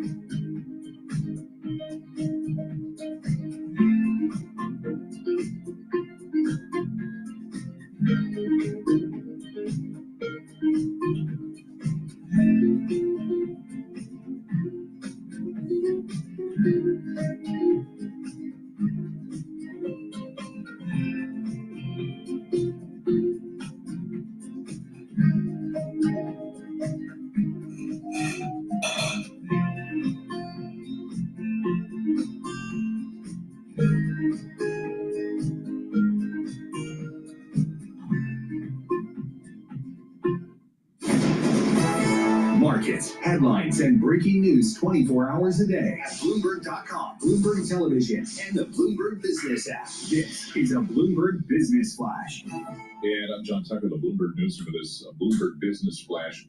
Major averages higher right now to finish the week. The S&P 500 up 32 points. That's a rise of 0.5%. We're at 69.54 on the index. The Dow Jones Industrial Average up 189 points. NASDAQ 100 up 177 points, a rise of about 0.7%. In the yield space, the 2-year up close to 3 basis points right now, 351. 10's not doing much. That's at 416. Meta said to become one of the world's biggest corporate buyers of nuclear power. So they've struck a series of deals to buy electricity from existing plants and support new reactor projects. Among the agreements, one with Vistra, so that's the best performing stock in the S&P 500. It was up over 13%. You have 9 of the 11 major industry groups in the S&P 500 higher, and not surprisingly, utilities in the lead. That's where the independent power producers live. The National Economic Council Director, Kevin Hassett, says the Trump administration ready to use other avenues to quickly reimpose tariffs if the Supreme Court strikes down the president's global levies. Now, the court didn't issue a ruling today. The next day they can do that is Wednesday. and you have tariff-exposed stocks like Lululemon Athletica, they were lower. Lulu was down almost 4%. And we checked, let's do this. Did you know Jeep is cutting prices? One of the few car manufacturers cutting prices. A regular Sport S now starts at $42,495. Oh, that's below average then. Yeah, they cut it by $1,300 for the prior model year. Rare case there. Most manufacturers are charging more because, in part, because of the tariffs. The average new vehicle, $50,000. Yes, dude. I know. That ain't happening. We checked the markets. I'm trying to keep my car on the road for like forever. Oh, here's the story. So I had a flat tire, so I take it to Joe's in Manasquan. You couldn't even get into the parking lot. It packed with cars. The guy, he says, my business has never been better than it is today. Yeah. Packed. Take care of those old cars, folks. We check the markets for you all day long. Right here on Bloomberg Radio. I'm John Tucker. That's your Bloomberg Business Flash. See you next week. All right, see you next week. Have a great weekend. Safe trip there, Paul. Yep. John Tucker with our Bloomberg Business Flash. We need to talk about what's happening in Venezuela because we started this week coming in trying to make sense of the forced departure of Nicolas Maduro, what this means for the Venezuelan oil industry. President Trump gave us some hints of basically telling everyone that now the U.S. is going to oversee the sale of Venezuelan oil indefinitely, and he has invited U.S. oil executives to the White House this afternoon to talk with him about these opportunities presented. What does this mean for the industry? What does this mean for investors? Let's bring in Dwight Anderson. Dwight is founder and CEO of Osprey Management, a long-short hedge fund investing in commodities and derivatives. So he's a perfect guy to ask. Dwight, welcome to Bloomberg Intelligence. Thank you so much for joining us. Can you tell us a little bit about what you've heard is happening on the ground now with Venezuela, with oil, and what you think will happen?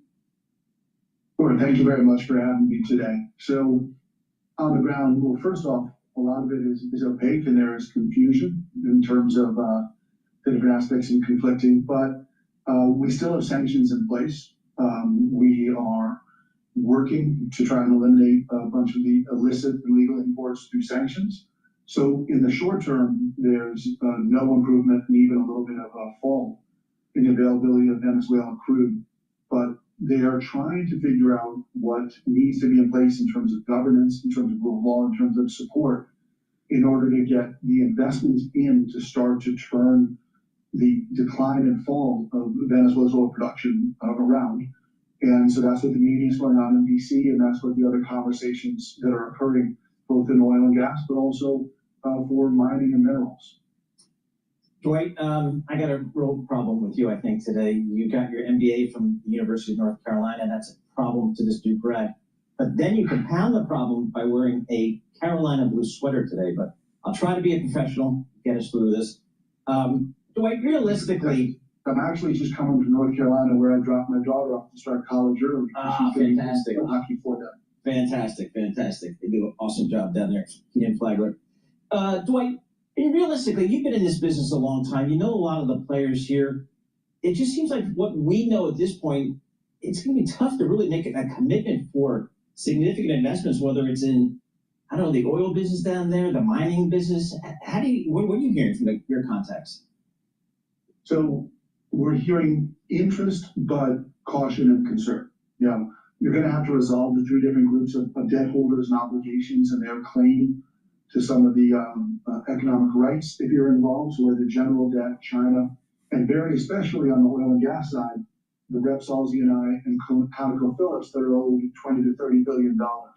And all of them say, hey, we're willing to get involved if we're comfortable on governance, on safety, and that there's some sort of support, whether it's political risk insurance, for us to have long duration investments that we're not going to see a return on probably to the end of this decade or next.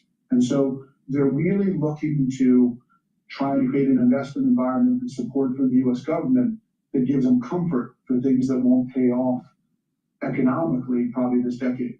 So what will the big oil CEOs be listening for, or be not pushing for, but seeking when they meet with President Trump in the White House today?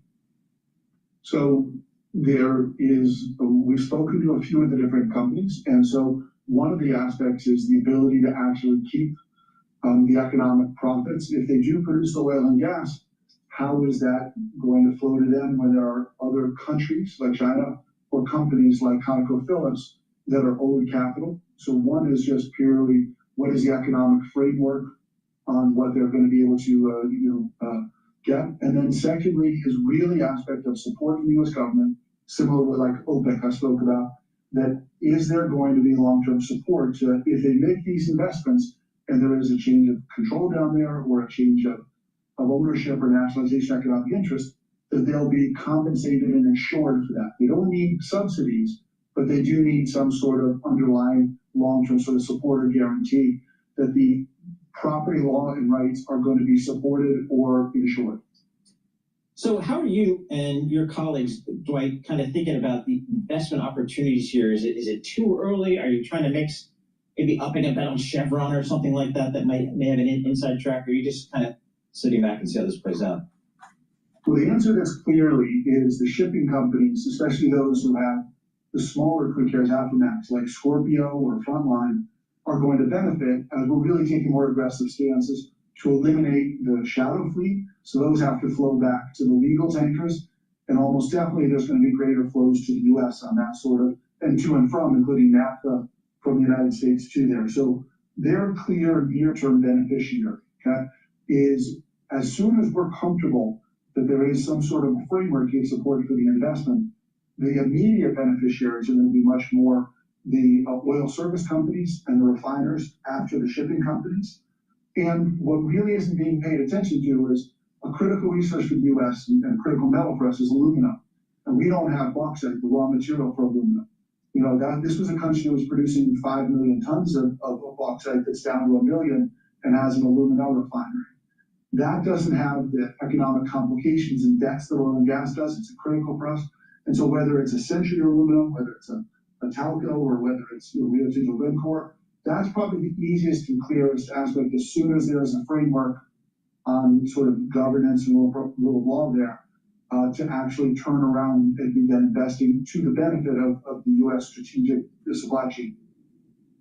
Really, really interesting stuff. Dwight, thank you so much for being so candid and for sharing your thoughts on this. Dwight Anderson is founder and CEO of Osprey Management, long-short hedge fund investing in commodities and derivatives, talking not just about the oil industry, but also what it means for hard minerals as well. Yep, hard minerals, and there's lots of ways to play it. He mentioned the shipping angle as one of the ways to play it. That's a great point. I hadn't even thought about the shadow fleet, which on global trade is material. It's a material number, and to the extent some of that goes back to the other shipping lines, that could be a benefit for them. So I think it's important to get this kind of perspective and contrast it with what we're likely to hear from the White House at 2:30 p.m. when President Trump meets with these oil executives, who he may very well just push towards making a commitment. Yeah, and that would work for the president, and maybe for some of these companies over the long term, that might work as well. So take a look at these markets here. S&P up 40 points, the Dow up 250 points. Hopefully it was about 0.5%. All right, the S&P 500 is at 6,964. and oil is trading at about 59.66 right now. Please go to my store, the-studio-reykjavik.com, and get the Boomer Boost. This has 68 nutrients that will target multiple systems. It will help with your brain function, help with your cardiovascular health, help to control your A1C levels, help to boost up your energy levels and rev up your metabolism. Now, when you take this regularly, you're going to slow down the aging process and you're going to get healthy. You're going to also notice that your endocrine system and your immune system is improving. You will start to feel the effects of this within 72 hours. You're going to get a steady burn of energy, and you're going to have more vitality. You're going to be more active. And when you take this every day, this is a month supply, you're going to start noticing that you're aging slower. Your body's healing. Now, this is part of the core protocol that I have, and that core protocol is the following. Multivitamin and probiotic is the foundation. The first pillar, max 35, max 14 or cleanse to boost up your immune system. The second pillar, C60, very strong antioxidant, soaks up free radicals. The third pillar, turmeric, ashwagandha, and lignans to bring down inflammation that will help your immune system and your cardiovascular system. And Boomer Boost to rev up your energy levels and your metabolism. Please go to my store, get the Boomer Boost, and you're going to slow down the aging process. Now, you can just take the Boomer Boost by itself. You can stack it with the Gladiator barley or the heirloom barley. That has a synergistic effect to slowing down the aging process and getting healthy. Or you can stack it with the protocol, the core protocol that I just mentioned. Now, let's talk about the C60. C60, you can get in 2 ounce, a 4 ounce, or an 8 ounce configuration. You can get it in extra virgin olive oil, avocado oil, or MCT coconut oil. All right? It has to be in an oil for proper absorption. Take it on an empty stomach for best absorption, especially in the morning. Take a teaspoon a day every day. When you do that, you're soaking up free radicals. C60 is 1,000 times more potent than a molecule of vitamin C. One molecule of C60, 1,000 times more potent than vitamin C. And what this will do is help with your basal layer to improve your skin health. This stacks really well with resveratrol, especially for the skin. Now, C60 for your other cells, it's going to soak up those free radicals, bring down inflammation, help the health of the mitochondria. You're going to have more energy. The cells will perform better. So your tissues will perform better. And then your organ systems will perform better. Your immune system will be better. Your endocrine system will be better. And at the neuron level, the stress of the neuron will go down. The free radicals will go down. The health of the mitochondria will go up. You'll have more ATP. You'll have more neurotransmitters. And over time, you're going to have more dendritic connections. And so you're going to think faster. You're going to have better memory. You literally are going to age slower when you take this. Now, you will start feeling the effects of this within 2 months. And what you'll start to notice is your energy levels are better, your immune system is better, your endocrine system is better. And then over time, your body's healing and it's improving over time, all right? In 1 year, doing a before and after, you will look younger in a year by taking a teaspoon of this every day, all right? And the reason why is you're bringing down inflammation, you're bringing down free radicals. Now, if you stack this in my anti-aging protocol, you're going to supercharge this and you're going to be a lot healthier. Now, it's a holistic approach. If you just think you're going to just take a multivitamin, or you think you're just going to take a supplement and everything's going to be kosher or everything's going to be great, no, it doesn't work like that. If you stack supplements the way I've been telling you to, you get the max benefit. And it's about a holistic approach. Proper diet, proper exercise, all 4 modalities. That's cardio, resistance training, balancing, and stretching. The reason why balancing and stretching is so important is you need to activate that cerebellum. When you learn new things, you're activating your brain, especially if you're learning things that are dealing with movement, like piano, or learning an instrument, or learning how to build something, cooking. There's added benefits of moving your hands and thinking, especially if there's a process, a series of steps, model building, gardening, all right? If you are moving around all the time, you're going to be more accurate. You ever look at someone that is like, in terms of health, someone that's like working on a farm, all right? People that work on farms, they have more musculature, they have more bone density, right? Actually, I found that people that came from a rural area that worked on a farm were the best mechanical engineers in academia. But, you know, the point that I'm making is that by doing, there's added benefits that you get. There's positive externalities. So learning new things, being active, having some spirituality or some sort of mindfulness to bring down the stress, bring down the sympathetic nervous system, and bring up your parasympathetic nervous system.